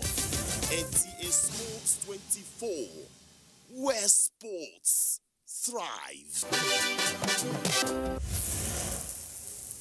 All right, you're welcome back from that break. Let's cross over now to football. But first, before we talk about the UEFA Champions League, let's start with one of the trending stories from the English Premier League over the weekend. It's that famous 1-0 victory by Arsenal over Manchester United at Old Trafford to further compound the home record of Manchester United this season. And guess what? Paul Pogba and his teammates have been assuring their fans around the world that they would bounce back in the UEFA Champions League midweek. But shortly before he came out to say that, Paul Pogba has apologized to Manchester United fans around the world for committing the penalty that led to Manchester United losing to Arsenal by 1-0. Paul Pogba in the second half of the encounter clipped the heels of Hector Bellerin and, of course, allowing Pierre-Emerick Aubameyang to convert from the spot to earn Arsenal a famous victory over Manchester United at Old Trafford.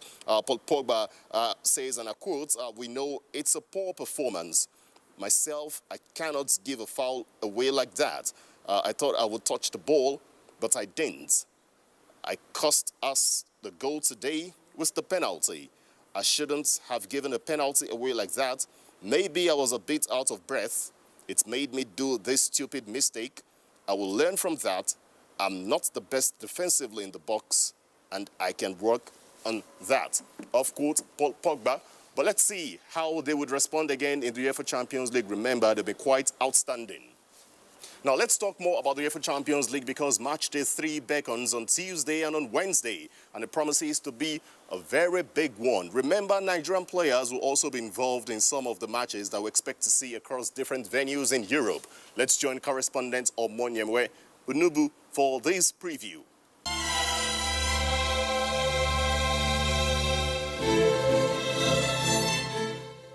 Bayern Munich resumed their UEFA Champions League campaign with a Group A fixture against Austrian outfit Red Bull Salzburg at the Red Bull Arena tonight.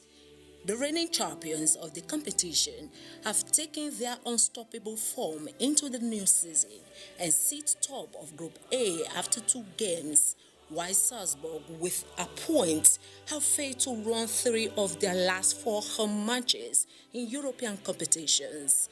Atletico Madrid traveled to Russia for a clash with Lokomotiv Moscow at the Lokomotiv Stadium. Both sides have endured misstarts to this season's Champions League and each have a point to prove in this game. Diego Senomi's side are currently second in Group A with 3 points to show from their 2 matches, while Lokomotiv sit third with 1 point from their opening 2 fixtures. Real Madrid will be hoping for their first Champions League victory of the season when they host Italian giants Inter Milan to the Spanish capital.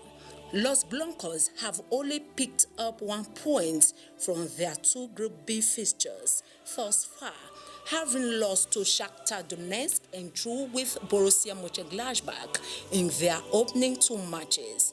Zinedine Zidane's side will enter this fixture off the back of a positive result, though having recorded 4-1 victory over Huesca in La Liga on Saturday. Manchester City will entertain Greek giant Olympiacos to the Etihad Stadium. The citizens have already dispatched Porto and Marseille with ease in Group C, scoring 6 and conceding just 1. Pep Guardiola's men will have 1 foot firmly in the knockout stages with a victory, and Liverpool take on Atlanta. On Wednesday, Chelsea, who won their previous game, will hope for a similar result following the 0-3 Premier League triumph over Burnley as they face Rennes, while Group G will see Barcelona welcome Dynamo Kiev at the Camp Nou. The Spanish giants are leading their group with 6 points after defeating Juventus and Ferencvaros. Both of whom take on each other at the Groupama Arena, and Leipzig meet Paris Saint-Germain. In Abuja, I am Omoyemi Unumbu. All right, so it's going to be another evening of spectacular actions from different venues in Europe. Wale Ayeni is of the Leadership Newspapers. He joins me on Sportsview today for further analysis of some of the matches we expect to see on match day 3 of the UEFA Champions League. Wale, it's good to have you on Sportsview today. Tell me what to expect, what we'll see. Bayern Munich, of course, they've been quite smoking as defending champions of this particular championship. Of course, no doubt about it. Bayern Munich have been playing well. They have won virtually all their matches. They have not dropped a point in this ongoing UEFA Champions League for this season. I feel they can still go ahead to actually retain their title. Looking at what they have been putting up in the recent matches, they have won their last 2 games out of 2, so they'll be playing a familiar team later today. So I feel they can still actually go out there and win that particular one. The rest team have not been playing well. Talking like the PSG have not been playing well. Looking at Real Madrid also, they have not been playing well. Same thing with Juve also, they have not been playing well in that particular one. So, but I feel they can actually go and defend the title. Now that you've talked about Real Madrid, tell me what to expect with the World Cup. Antonio Conte and Inter Milan spearheaded, with the attack being spearheaded by Romelu Lukaku to the Estadio Santiago Bernabeu. Yes, that will be the star match for the Champions League of this week. We know that Inter Milan has been playing well in their league. Real Madrid also have been playing well in their league. They defeated Barcelona last few weeks at the El Clasico, and also they actually won, their last match in their league. So it will be a cracker. We know they have not been playing well in the Champions League due to the fact that they have lost the game, and they have actually come back from their last game to actually draw that particular one 2-2. So I feel it's going to be a cracker. Inter Milan, they are doing well in the league also, and they are doing well in the Champions League. So it will be a match from the blast of the whistle to the end of the game.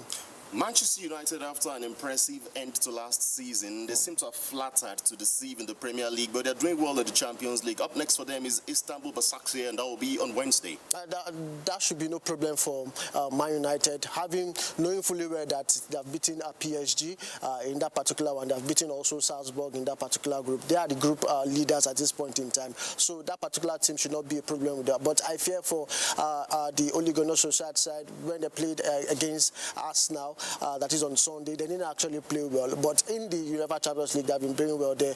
At least they grabbed the maximum 3 points in France when they played PSG. So I feel those guys should not be a problem for Manchester United. Now tell me about FC Barcelona. They will be taking on Kiev. They struggled over the weekend to break down their position in the Spanish league.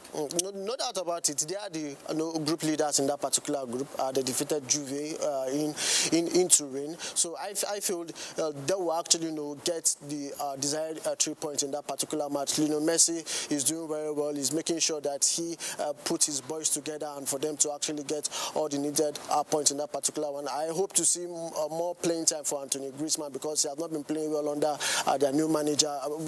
He should actually give him more time for him to play. Well, Yeni, thank you so very much for your insights and, of course, your preview to some of the matches we expect to see on Tuesday and on Wednesday. That would do it for the UEFA Champions League. Let's move on now and tell you about a particular Nigerian boxer. His name is Efe Apochi. Is one of the upcoming, or let me just say, feared boxers in the country because come November, the middle of this month, he's going to have a fight against an American opponent in which victory there will give him a shot at the world title. Let's listen to this report by our correspondent, Gift George. Nigerian professional boxer Efetobo Apochi putting finishing touches to his preparations ahead of his fight against Joe Jones of the United States of America on November 14, 2020. This will be the first 10-round bout of the former Nigerian Commonwealth Games bronze medalist at amateur level as he tries to climb the ladder toward getting a title fight in the cruiserweight category in the nearest future. Born and raised in Ughelli, Delta State in 1987, the Nigerian boxer had his first international outing at the 2011 All-Africa Games in Maputo, Mozambique, where he got a silver medal. He then went on to represent the country at the 2013 World Championship and then featured at the 2014 Commonwealth Games in Glasgow, Scotland, where he got a bronze medal.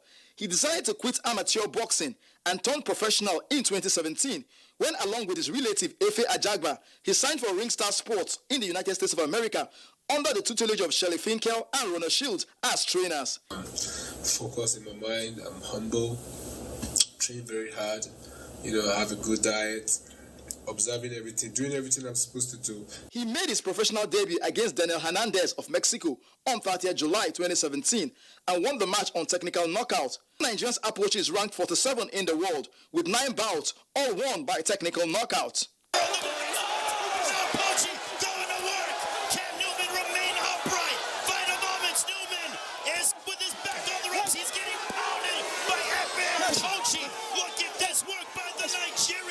Like that. You know what? The That's it. And they whipped it off. Remains undefeated. This is the most important fight in my boxing career. It's my 10th professional fight and it's my first 10-round fight. Putting all my energy, in boxing, in this career to make a success. It's like upping the ante, trying to know if it's good to be presented to the world for possible world title fights. And if he is able to defeat his opponent, which I believe he should do, he will be coming to the 20th or 20-something or 15 ranked opponent. 3 years after turning professional, can Efetobo Apochi get a title shot in the cruiserweight category in the nearest future? A victory over Joe Jones might just be the stepping stone. In Lagos, Gift George, NTA Sports.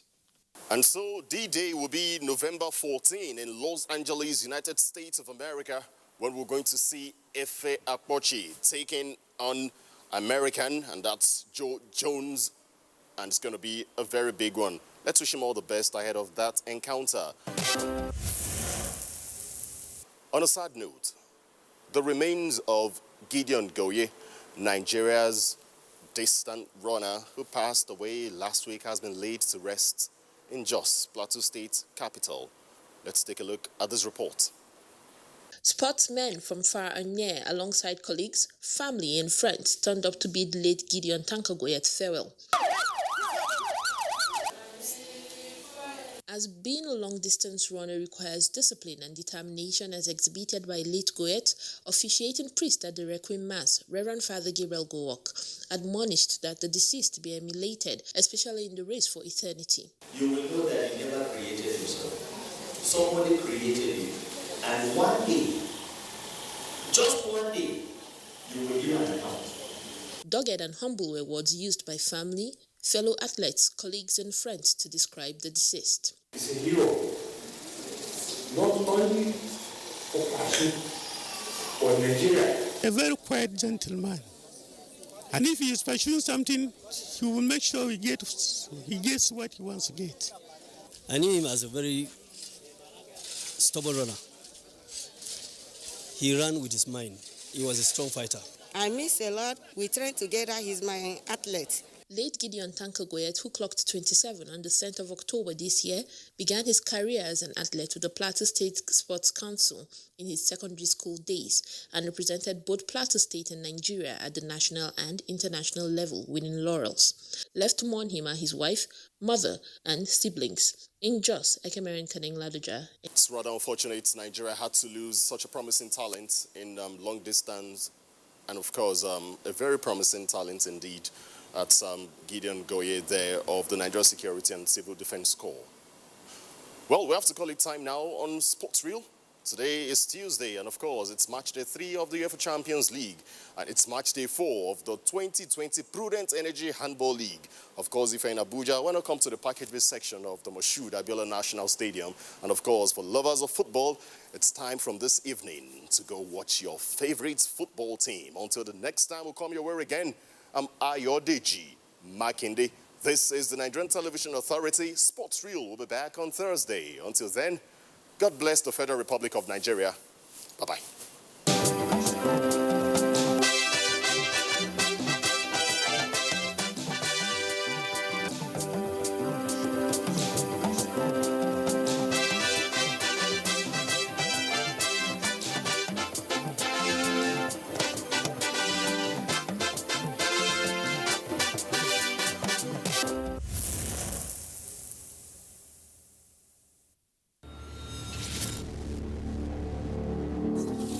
Demands of #EndSARS movement, immediate release of all arrested protesters, justice for all deceased victims of police brutality and appropriate compensation for their families, setting up an independent body to oversee the investigation and prosecution of all reports of police misconduct within 10 days. In line with the new Police Act, psychological evaluation and retraining to be confirmed by an independent body of all disbanded SARS officers before they can be redeployed. Increase police salary so that they are adequately compensated for protecting the lives and property of citizens. Federal government's response. On 11th October 2020, the Inspector General of Police dissolved the Special Anti-Robbery Squad, SARS, across the 36 states police commands and the Federal Capital Territory. On October 12th, President Muhammadu Buhari addressed the nation, stating, "The disbanding of SARS is only the first step in our commitment to extensive police reforms." On 13th October 2020, the Inspector General of Police ordered all defunct SARS personnel to report at Force Headquarters, Abuja, for debriefing as well as psychological and medical examination. On 13th October 2020, the Presidential Panel on the Reform of SARS accepted the 5...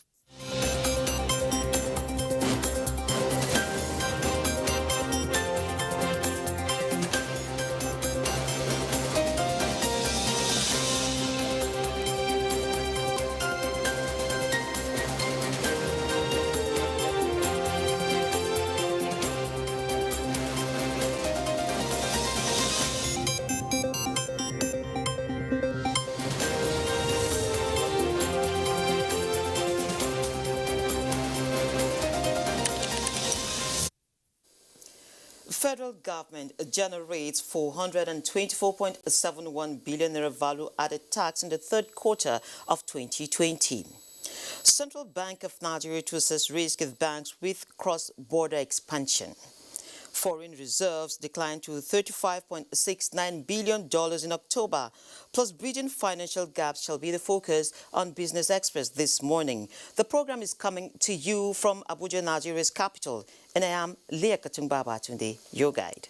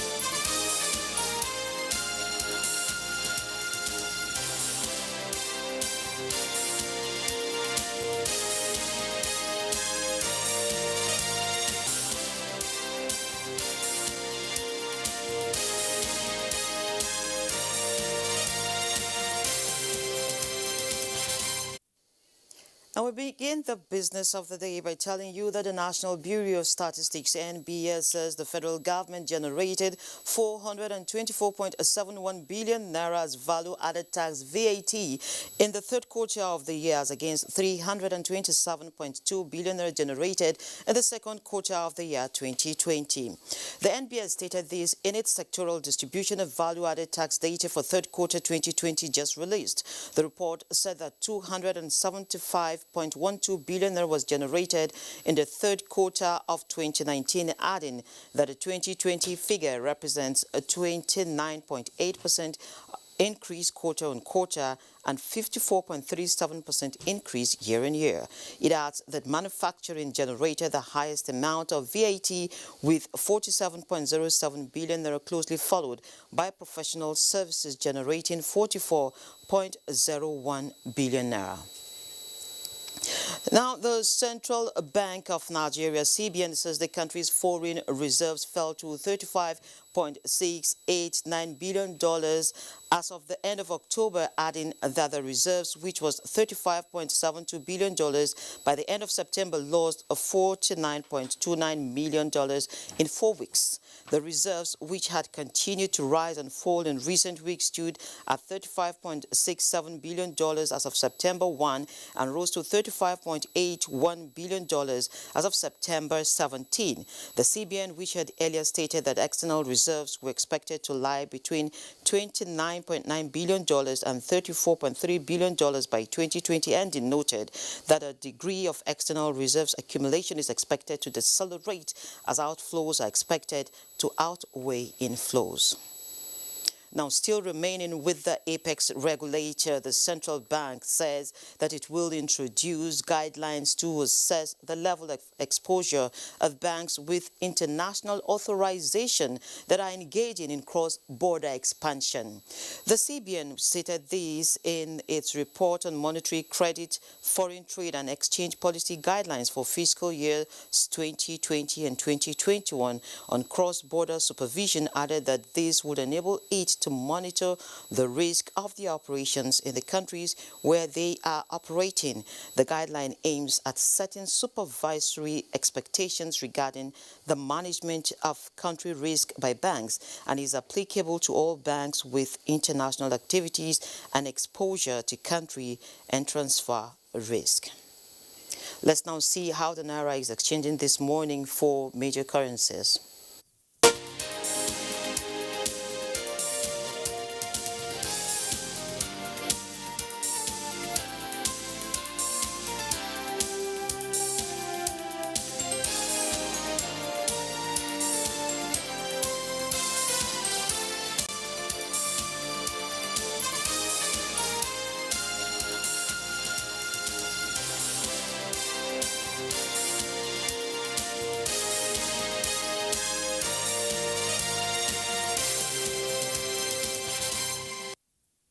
Now to our focus for this morning. Turning resilient low-carbon ideas into strategies and finance-ready projects is the priority of the City Climate Finance Gap Fund by the World Bank and the European Investment Bank. Over now to Benny Adams for this very brief report. History has shown that urbanization is a key driver of growth. Unplanned, rapid urbanization and urban sprawl present a huge risk for increasing greenhouse gases and enhancing vulnerability to climate change and other shocks. Many developing countries are urbanizing faster than at any point in history. Study shows that the most significant impact will take place in Africa, where urban land cover is predicted to increase by 700% compared to a 160% increase in the continent's urban population between 2000 and 2030. At the same time, as many cities and local governments take steps to become low carbon and climate resilient, they face barriers in accessing finance for climate smart urban infrastructure projects. All too often, they also encounter difficulties due to insufficient capacity or resources, particularly in the early stages of project preparation. An estimated $96 trillion of sustainable infrastructure needs to be built by 2030, and up to $4.5 trillion will be needed to effectively prepare investment projects. Urbanization and the COVID-19 response provide a once-in-a-lifetime opportunity to plan, develop, build and manage cities that are simultaneously more ecologically and economically sustainable. No, thank you, Benny. So, how can Nigeria, especially the subnationals, benefit from this environment-friendly funding opportunity that also seeks to promote reduction in carbon emission? Ernest Henry is the South Regional Niger Delta Volunteer Coordinator Special Monitoring Mission of the International Human Rights Commission. He's been raising awareness on the City Climate Finance Gap Fund. You're welcome to Business Express. Thank you for having me. Okay, now, Henry, let's get started with you enlightening me. Now, just let me know, what is Gap Fund and how does it work? Well, first of all, thank you for having me here today. And let me first of all thank the World Bank Sustainable Communities for giving me this privilege to be here today and to share this awareness to Africans at large. The World Gap Fund, it's the City Climate Finance Gap Fund, simply known as Gap Fund, aim to help bridge, the unbound financing gaps to achieve low carbon climate resilience and pathway. And Gap Fund helps cities in developing and emerging countries realize their climate ambitions and turning low carbon climate resilience ideas to strategies and finance ready projects, especially in an environment where resources and expertise are limited. Okay, so tell me now, how beneficial is this fund to Nigeria? Yeah, there's a lot of benefit. Yeah, most especially during the launch, I could remember when the Honorable Minister of Environment, Luxembourg, she made mention that Luxembourg is currently now running on free public transportation in Luxembourg. I think one of the benefits that Africa and Nigeria as a whole can key into this Gap Fund developmental project that can also come into the country.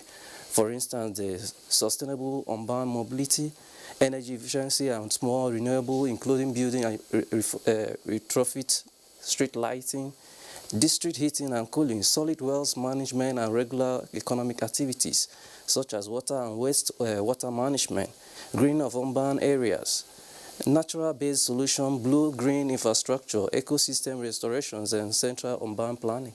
Okay, so sorry, let me just cut you in now.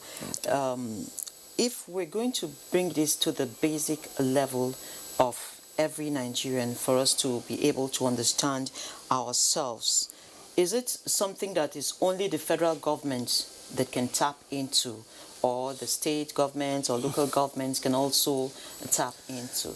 Yeah, it's Gap Fund is open for, because there are some principles that need to be followed, which I am actually here to guide both the state, the local, and the federal government on how to access the Gap Fund. Okay. Yeah. So what are those principles? Yeah, such as, for instance, like I already started from the Federal Ministry of Work and Housing, which I've submitted a proposal with, and I'm actually working with them. I'm waiting for their response officially. And in terms of, there are some, guidance, like kind of an approval that Gap Fund will need the support of the federal or state government, or like they call it local authorities, in terms of security, and when these projects are actually carrying out in their domains, maybe in their communities, they will need that security, they will need that space to carry out this project, this Gap Fund project. Okay, so are there any conditionalities for maybe the states to follow before they can access this fund? Yeah, there is not much. The condition is not much. It's actually you fill the expression interest form online, and I'm actually giving that mandate to alliance with the federal and state authorities and potentially work with them to develop this proposal.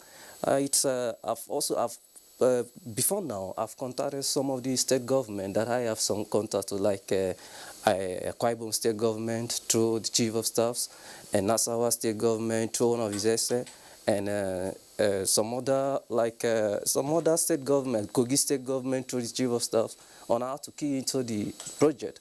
And mostly, I believe that in Niger Delta region, they really need this project and other parts of the country. Yeah, I for was development. actually going to ask you if it's every state in Nigeria that is in need of, that is having these environmental issues, and how we can also tap into efficiency and build a smart cities. Is it every state now, or some states have higher needs than other states? Yes, exactly. Some states, for instance, like the Niger Delta region, they are in the higher needs of this particular project, which was my primary focus, which was what actually brought me or took me to this step. Then you realized that you could go to activated places. Like I've been on this queue for like 2 years ago with the World Bank Sustainable Development Communities. I've been going through some of their questionnaires, and they've been educating me on all this about how I've been actually activating for the development in the Niger Delta region. But as it is now, I think I cover up the Africa at large. Oh. And it's a grace for that. And I will urge all the state government, like for instance, like in terms of water management and waste management, I think but the FCT needs it, and every state actually needs that very particular development. Yeah, sanitation has actually been some real mostly problem. like lightning and energy lightning, for instance. Like with the GAF fund coming into the Africa, we don't really need to depend on NEPA any longer, because we are looking at, GAF fund is actually looking at solving the problems of the power and creating jobs opportunities. And also, like a target, what government is actually targeting in 2030 is to look at $97 trillion infrastructural development in Africa at large. Okay, so now, yes, they looked at all these funds, and perhaps this projection was before COVID-19 came, which is now changing the way we do things. Yeah. Now, so what opportunities have this coronavirus, thrown up for cities, especially in Nigeria? Well, it's an opportunity. It has, well, if I mention that it's an opportunity, like for the world leaders to come together and bring out a program like this to develop Africa, and which Nigeria is going to be #1 beneficial, because I know it's my mother's land. I'm going to do everything possible to ensure that the Nigeria owns the large project in it. Well, the COVID-19 has also chosen a means and a way of surviving, irrespective of the situation we found ourselves. But most especially, I think government also need to build up a strong, sustainable development, smart cities that can enhance in one way or the other in times of needs like this that arise. The people will not do that slack, or they should have that confidence that there is something they hope for.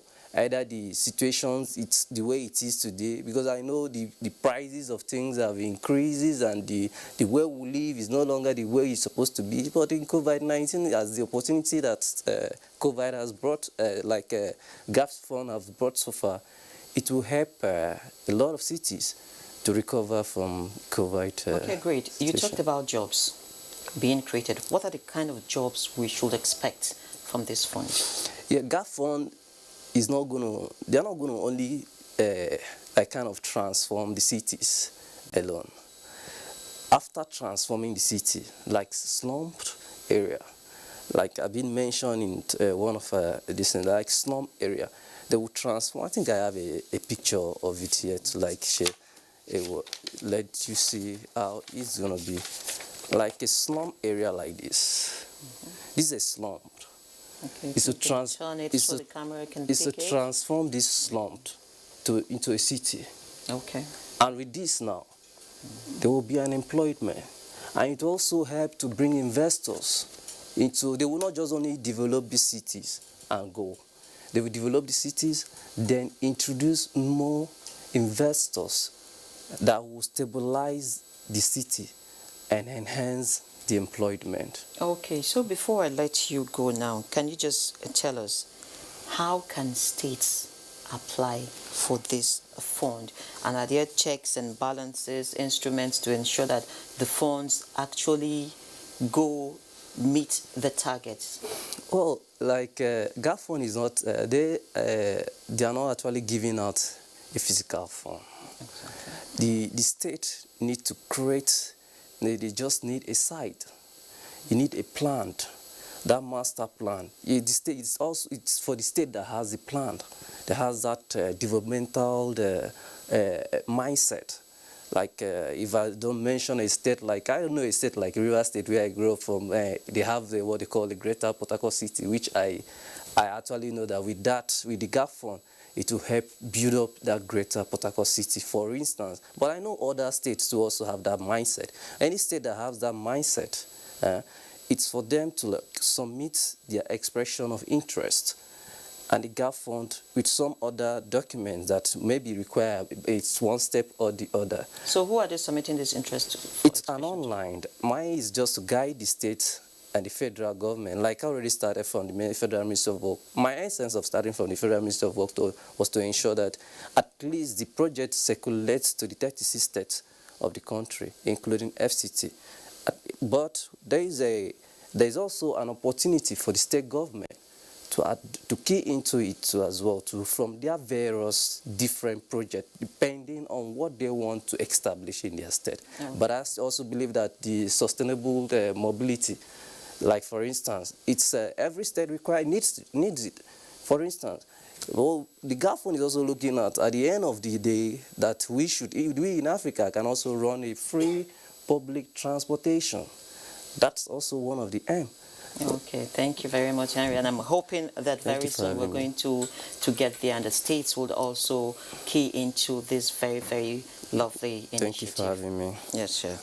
So we're going to move on now, still talking COVID-19, which has brought with it innovations in what is now termed the new normal.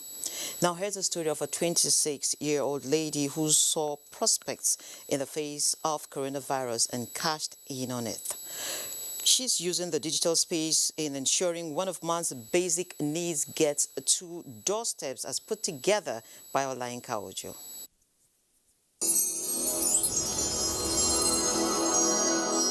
Surviving COVID-19 series is brought to you in partnership with the Central Bank of Nigeria.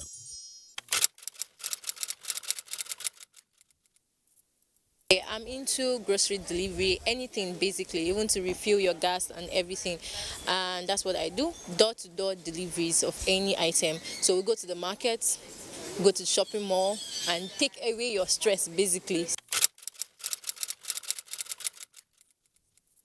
So far, we don't have a center, we don't have our own shop yet, and a lot of people want to be confident to say, okay, if anything happens, there's a location I can actually go to, but right now we don't have a shop yet. But it's people that trust us so much and know us personally that most of the time patronize us, but want to be able to, we've already registered the company name, but want to be able to have a center where people can actually come to and say, okay, yes, I know this is the person's, this is our location and this is our shop. So that's one of our biggest challenges. A lot of people have issues going into the market because of the COVID issue, social distancing and everything. So a lot of people have that challenge of going into the market. So we help you solve that problem. Surviving COVID-19 series is brought to you in partnership with the Central Bank of Nigeria.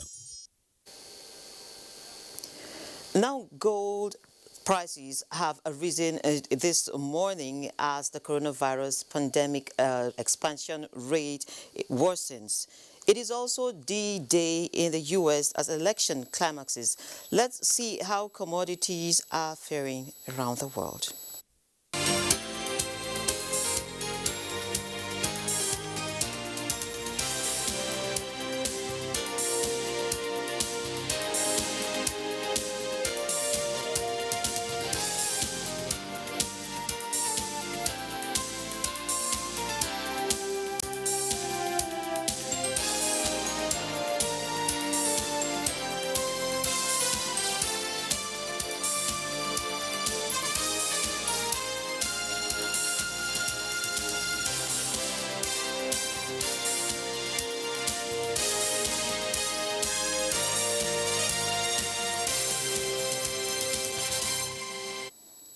Now, oil prices slipped on Tuesday as worries about soaring COVID-19 cases, a rapidly rising Libyan supply and U.S. election jitters outweigh growing hopes that major producers would hold back on planned production increases. U.S. West Texas Intermediate crude futures slipped 6 cents to $36.75 a barrel, while the Brent crude futures fell 15 cents to $38.82 a barrel. Italy is the latest country in Europe to tighten COVID-19 restrictions, including limiting travel between the war's hit regions and imposing a nightly curfew, which will limit fuel demand. And still from the markets, Nigerian stocks began November on a bearish note as stocks declined in the first trading day of the week to see investors lose 26.81 billion naira. Stocks in Asia Pacific were higher on Tuesday morning as investors await the Reserve Bank of Australia's interest rate decisions. Over now to Muplang Tekok for that update. U.S. stock futures rose in early morning trading as investors await Tuesday's presidential election between incumbent Donald Trump and former Vice President Joe Biden. Dow futures rose 161 points. S&P 500 futures and Nasdaq 100 futures both also traded in mildly positive territory. Stocks in Asia Pacific were higher in Tuesday trade as the Reserve Bank of Australia lowered its cash rate target. Hong Kong's Hang Seng Index jumped around 2% in morning trade. Mainland Chinese stocks were also higher, with the Shanghai Composite gaining 1.28%. European stocks are following a trend of positive sentiment seen elsewhere this Tuesday. London's FTSE is seen opening 47 points higher at 5,654.97. Germany's DAX 102 points higher, and the CAC 40 of France is also up 42 points. Stocks in Africa are also expected to follow the positive trend after closing mixed on Monday.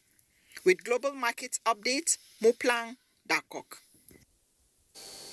And that does it for this edition of Business Express. Thank you for spending your time with us. Now, we value your feedback, so keep the questions, comments, and suggestions coming. Remember, you can catch up with all previous episodes on YouTube. On the NTA's channel, you can also communicate with us on Twitter. The handle is NTA News Now. Don't forget to use the hashtag. It is BizX. Business Express returns tomorrow at 3 p.m. My name is Leah Katung Baba today saying, keep staying safe out there.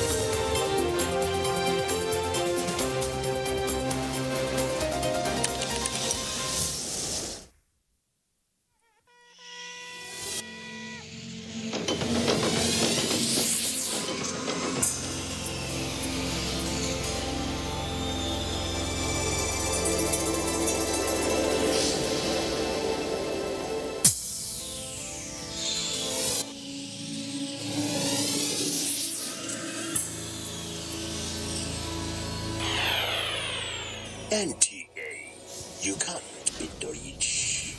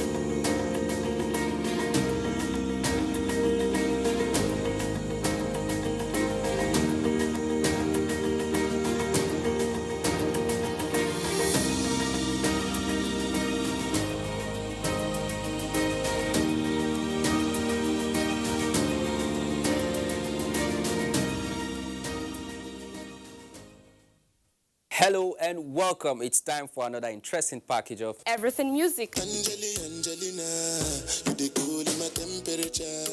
If you call, I go come deliver. This is Talking Movies. In times of old, the world was full of wonder. No! Stop it! Welcoming you to your weekend for today. Arise, oh compatriots. It's time to use our voice. Beyond 6 packs. Bills, bills, bills, bills. Pay the bills. Keep paying the telephone bills. Pay my bills. Welcome to Gallery.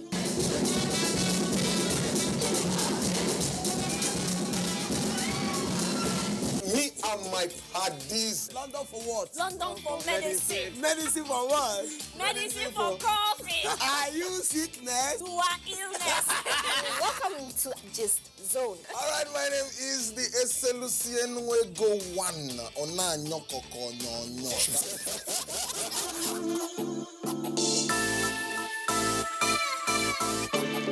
Do you know that social media is not good or bad, and that it is you who is using it that is either good or bad? Bad social media users spread rumors and fake news without verification.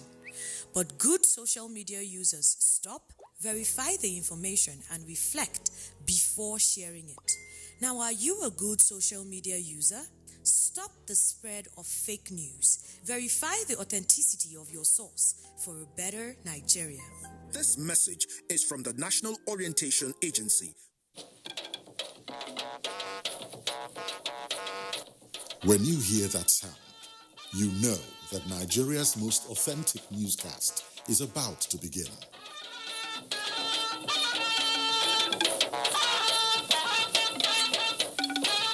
NTA Network News, a national communion. Did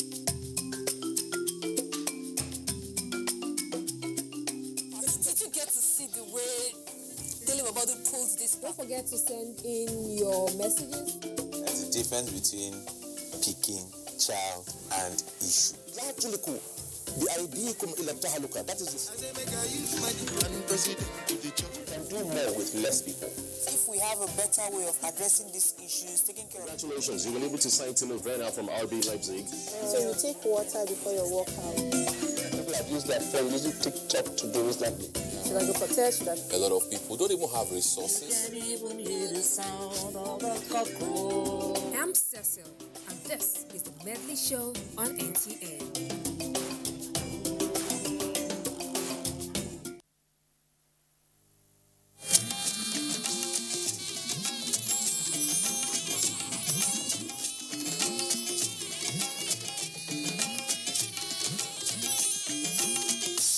This is the network service of the NTA.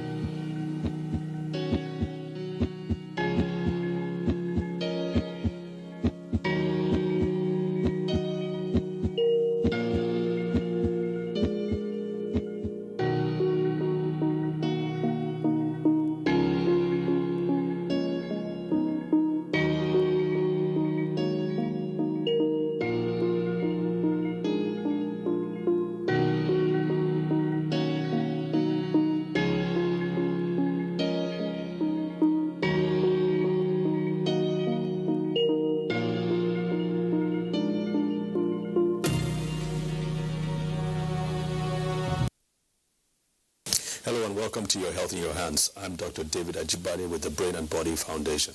We will be talking today, amongst other things, about lung disease in Nigeria, and I think it's a really, really important topic. I have a guest with me, but before I introduce him, I'm going to say a few things. In the Ministry of Health, under the Non-Communicable Disease Unit, we're looking at 4 main conditions. One of them is cancer. The other is diabetes. The third is cardiovascular disease, not in this order. And the fourth is lung conditions. And with good reason, too. These are really serious conditions that we as Nigerians and black people are facing at a higher rates than the average Caucasian or Arab or any other parts of the world. So we will really want to focus on these things and really see what can be done. Now remember, our focus is not so much to educate doctors so they can treat you better. because they're already doing that. Where our focus is on you, the layperson, the man on the street, so to speak. What you need to know, what you need to do, not just for yourself, but for your family and for your loved ones as well, to take care of your health and to ensure that you live a longer life. Remember, we always say this.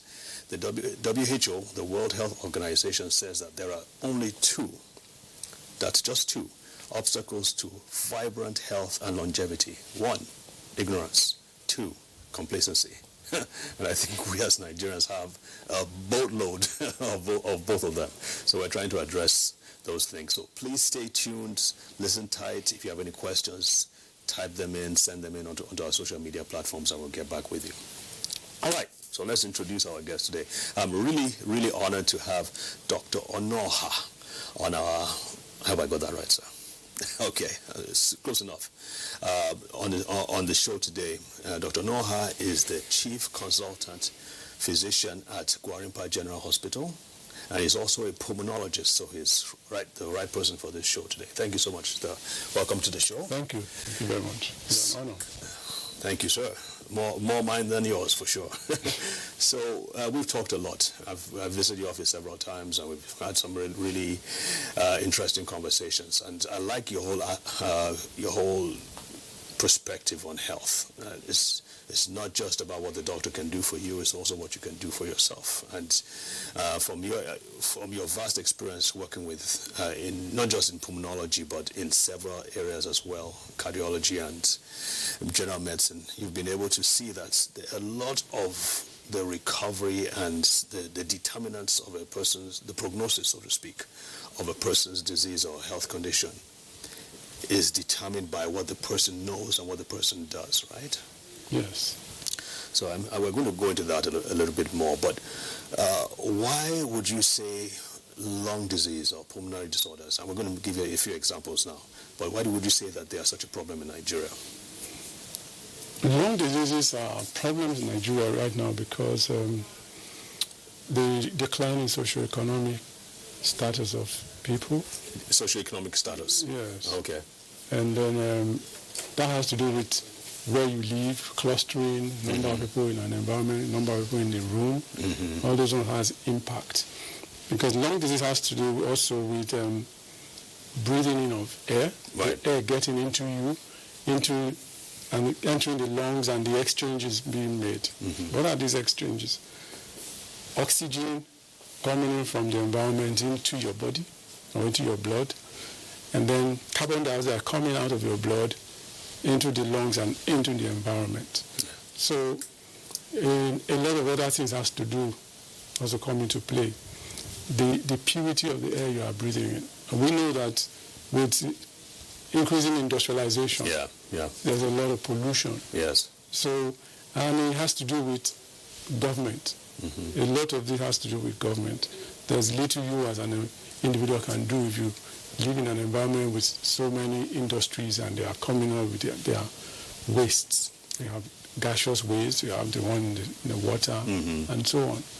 So, but since we're talking about lungs, we are more concerned with gaseous waste. Right. Okay? So, and also our environment too. I mean, we mustn't forget that we're in a tropical environment, tropical country, where you have all these airborne diseases and organisms that are just waiting to get into our bodies and all that, which maybe people in the Western world may not face as much, would you say? Yes. Okay. Yes, infections is more a problem because we have more vectors. Okay. That is insects that carry infections. We have more of that because the temperature tends to promote microbes and insects. So we have plenty of that here. So that also deriving from there, infection is our problem. More so, I mean, if you compare to the temperate countries. Okay. So we have an increased burden of infectious diseases. And lung infection is very common. So we're looking at TB, which is tuberculosis, as well as a long-standing one. Everybody knows about that. Chronic. Although, hopefully, is it going down, would you say? But it was going down. It was going down, but it's not really going down now. It was going down until HIV. When HIV came, then there was this upsurge. Right. And then I can't say that we're winning now. Because it's only about 15% of those who have TB tend to get into the record or present in the hospital.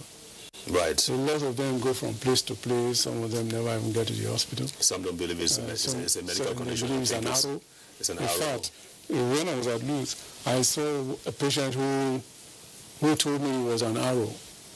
That he was sleeping and he had a dream where somebody shot an arrow into his chest, and since that time he's been coughing. But okay, good story, but we need to do our own investigations.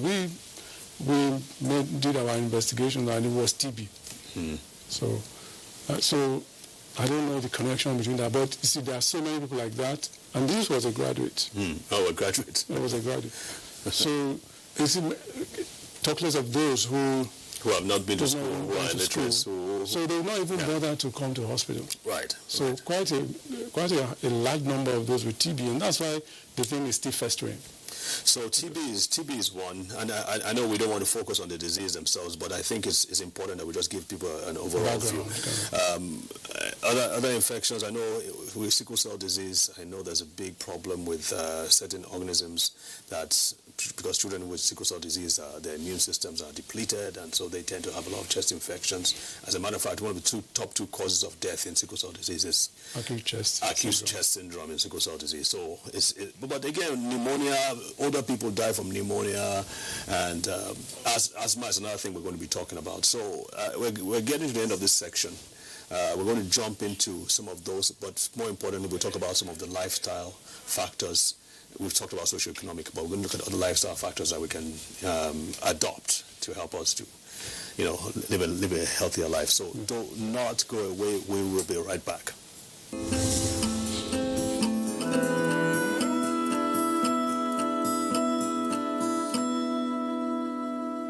Welcome back. We are talking about lung disease in Nigeria, and you may be wondering why is it such a big deal? Why should we be caring about our lungs? I know you hear us talk about cardiovascular disease a lot and cancer and other things, but a real overview is that for your cells, for your tissues, for your organs to be healthy, for them to live long, they need to have oxygen.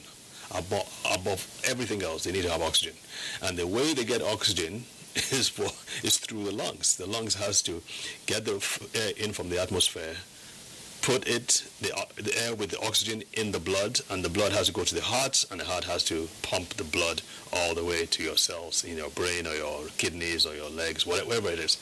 If those cells are not getting enough oxygen, they're going to get weak, some will die, and some may just be more prone to infection and disease and things like that. So it's really, really important for longevity and just to have a healthy life, really, to have enough oxygenation in the cells of your body. So again, we're with Dr. Onoha, who is the Chief Consultant Physician, Gwarinpa General Hospital. Sir, thank you again. Thank you. All right, so we talked about TB. We mentioned a little bit about chest infection and sickle cell disease. Let's talk about probably the commonest lung condition, which is pneumonia in Nigeria. In your practice, I know you've seen quite a lot, both in childhood, which is more the acute form, and then in old age too, which, by the way, as we were discussing this, we know a lot of elderly people tend to die of pneumonia because it's a gradual, a gradual failing of the lungs over a period of time. They're not able to, how does that happen? How does that work? Thank you. Okay. Pneumonia is a very common lung condition, lung disease, and it has to do with your own innate immunity, your ability to overcome, because the air we breathe in is not sterile. There's organisms, and why is it that you're not coming down with pneumonia? Why is it that I'm not coming down with pneumonia? For those who are watching us now. So now, the issue being that once the immune system is weak, and you happen to inhale these organisms that are commonly known to cause pneumonia, then the inflammation will start. And usually it's like an acute inflammation. Inflammation is basically the body's response. The body's response to some foreign agent or injurious substance or organisms. Right. And so that goes on, and because it elicits an acute type of response, so this response is what we call inflammation. So it goes through, and within a few days it's over. But of course, we need to treat, because the body alone is not able to mount the offense that will eliminate these offending organisms. So we need to give like treatment, like antibiotics, to take care of. And a quick point there: if the antibiotics are not given at the right time, sometimes the patient does recover. Maybe they're in the village, they can't travel this long distance to the hospital. Sometimes they do recover, but what happens? Well, what happens is if you're not treated, it still depends on your own immune system. If your immune system is not able to eliminate it, then it goes into a chronic phase. Okay, and then that's when you tend to begin to have lung destruction, because it goes into chronic response, and this chronic response are known to damage organs. And then with healing with what we call fibrosis, which can cause collapse of the lung eventually and all that. And that is because the person was not adequately treated when he had the acute phase. Right. So it can terminate in death, or it goes into a chronic phase. Right. And the elderly people, they tend to not do well with pneumonia. First of all, they are predisposed to having pneumonia. Why? And then because they don't breathe, the immune system is down, number one. Secondly, they don't breathe well. They breathe shallow. They have this shallow breathing. Why do you think that happens? Is it because they don't? Because they are no longer physical. Okay. You just sit down in one place, and then there's no more demand for oxygen. Okay. If I run, the body has greater demand for oxygen, and my brain is forced to tell the lungs to do more. So there's this breathing, and the breathing tends to be full. Okay. So, but when you're at rest and you are breathing shallow breathing, okay, it means the lung, the way it's designed is that when you inhale, the areas, pockets that we call alveoli, the pockets of lung cells that are inflated, that air gets into the place, that is the place that blood flow will go through. So the place that is not, those alveoli or those cells that are not inflated, blood tends to shunt those areas towards those areas that are opened. So now, these areas that are not opened, if microbes gets there and starts the activity, inflammation and all those things, the sickness, disease, the drug that you give, no matter how potent, you have taken sputum sample, you have tested, you have identified the organism, they have told you the antibiotics that are sensitive, and then you are giving this. Yet the patient is not responsive. Response is not improving. Why? Because the lung inflation is still poor. So the blood flow is not getting to the those. Blood flow is not carrying your powerful antibiotics to those sites. I see. So there are two things I'm hearing now. One is that the blood is not getting to those sites and therefore not getting enough oxygen, so those cells can't really... Not delivering your antibiotics. And also the immune component that comes with it. Exactly. So both what your body is providing to mount up a defense and also what the antibiotics that they're also given. They're not getting. Blood is not getting there. So the effective agents have... We just continue to foster and increase. And multiply. Eventually it becomes systemic, infecting all the organs of the body. So would you say that elderly people, because we were talking about this with elderly people, I see we only have a minute left. Okay. Would you say that elderly people, by increasing their physical activity, can go a long way to reducing the risk of pneumonia? Yes, definitely. So just by increasing their physical activity. Because that helps to expand the lungs more. Because they cannot jog like other people, so they have to specifically go into breathing exercise. I see. Now, if I ask you to breathe now, most likely most adults don't breathe well. When you breathe, your tummy should rise, the way children breathe. Wow. But adults, when we become adults, somehow we begin to breathe in such a way that it's only the lung that's gone. So when you do that, the lower part of the lung are not properly ventilated, they are not properly aerated. But if you breathe properly... If you breathe properly, then...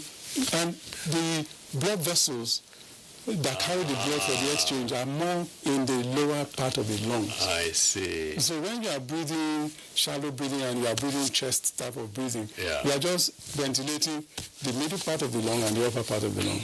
The lower part of the lung that carries much of the blood vessels doesn't get much blood supply. Who knew? So like when you breathe, it should be like this instead of. So you can actually feel yours. Now breathing. Okay. So, and I'm just doing that because you just taught me to do that. Because normally I probably wouldn't do that. Exactly. All right. So we're going to have to break here, and then we'll come back later. So stay tuned. Thank you.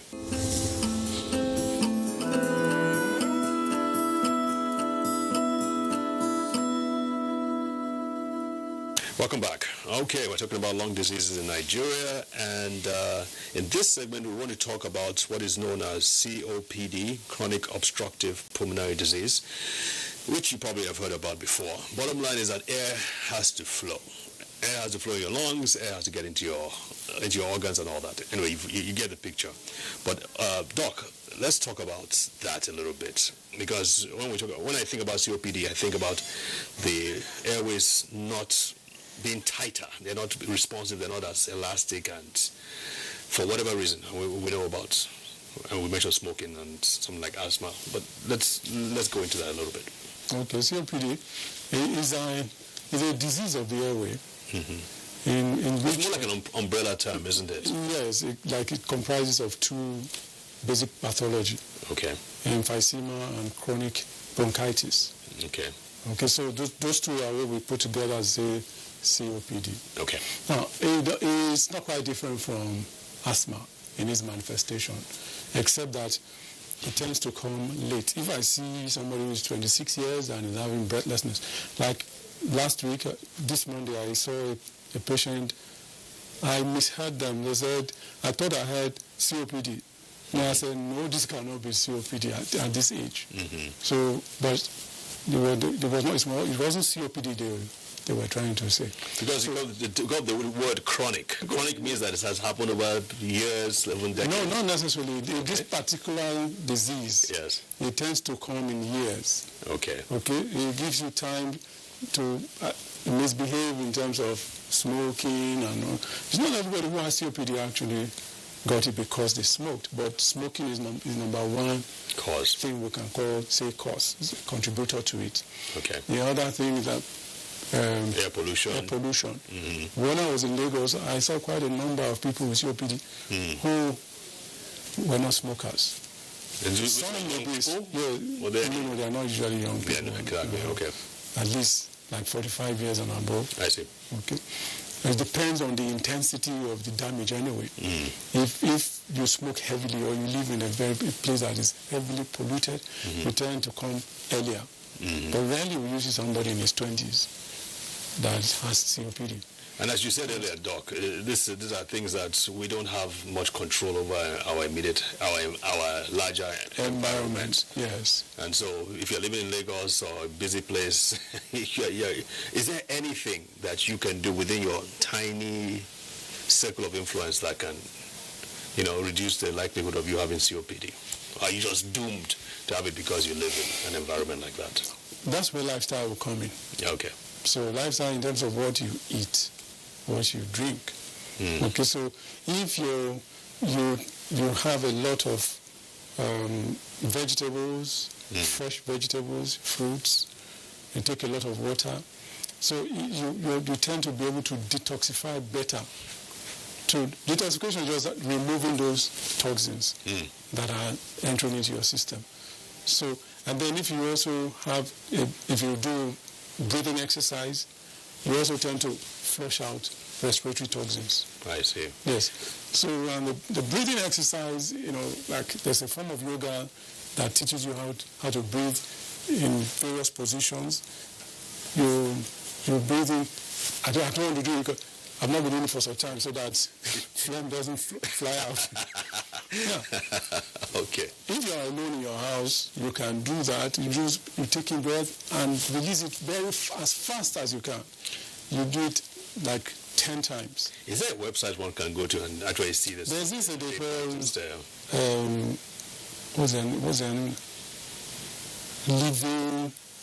art of living. Art of living. A-R-T of living. L-I-V-I-N-G. So they'll teach you how to breathe. In fact, I learned it from there. Oh, wow. That's where I also learned this tummy breathing. And being a pulmonologist, I saw the sense in it. Oh, wow. And I started looking at adults, and I saw that most adults don't breathe properly. And when you compare them to children, the children tend to breathe with their tummy. And breathing with your tummy gets in more oxygen into your blood. Okay? So, what COPD, as I was saying, it looks more like asthma. It's just that it comes later, and not only that, it tends not to be reversible, unlike asthma. We've spoken about asthma, by the way, maybe in another session. So asthma, when you have the attacks, you can get to the stage where it's gone and you don't feel anything, and they do test. Nothing is showing that this person ever had this issue. But it's not so with COPD. COPD will always leave something to let you know that this person is having an obstructive airways disease. Okay? And the longer it is, the worse it is. Because in asthma, in asthma, it's just an allergic component. But this one, there's a large amount of inflammatory targeted at infection. So infection is very important in exacerbation for COPD, and not always so for asthma. And you were mentioning too that in COPD there's a change in the architecture, and there's probably fibrosis and stiffening and hardening. Exactly, in the airway there's some level of fibrosis. In our next session, in our next time you come here, we have to talk about asthma to a larger extent, because I think more and more people are falling down. I'm coming up with it, and of course maybe we need to talk about COPD some more. But unfortunately, time has gone. I just don't know how this time just flies by, Doc. I mean, is it because we're getting older, or I mean, how do you explain this? Anyway, don't worry about it. So, folks, thank you for joining us. Remember, we are here to address health conditions that Nigerians most often fall prey to. And you can go to our website. You can go to the NTA website.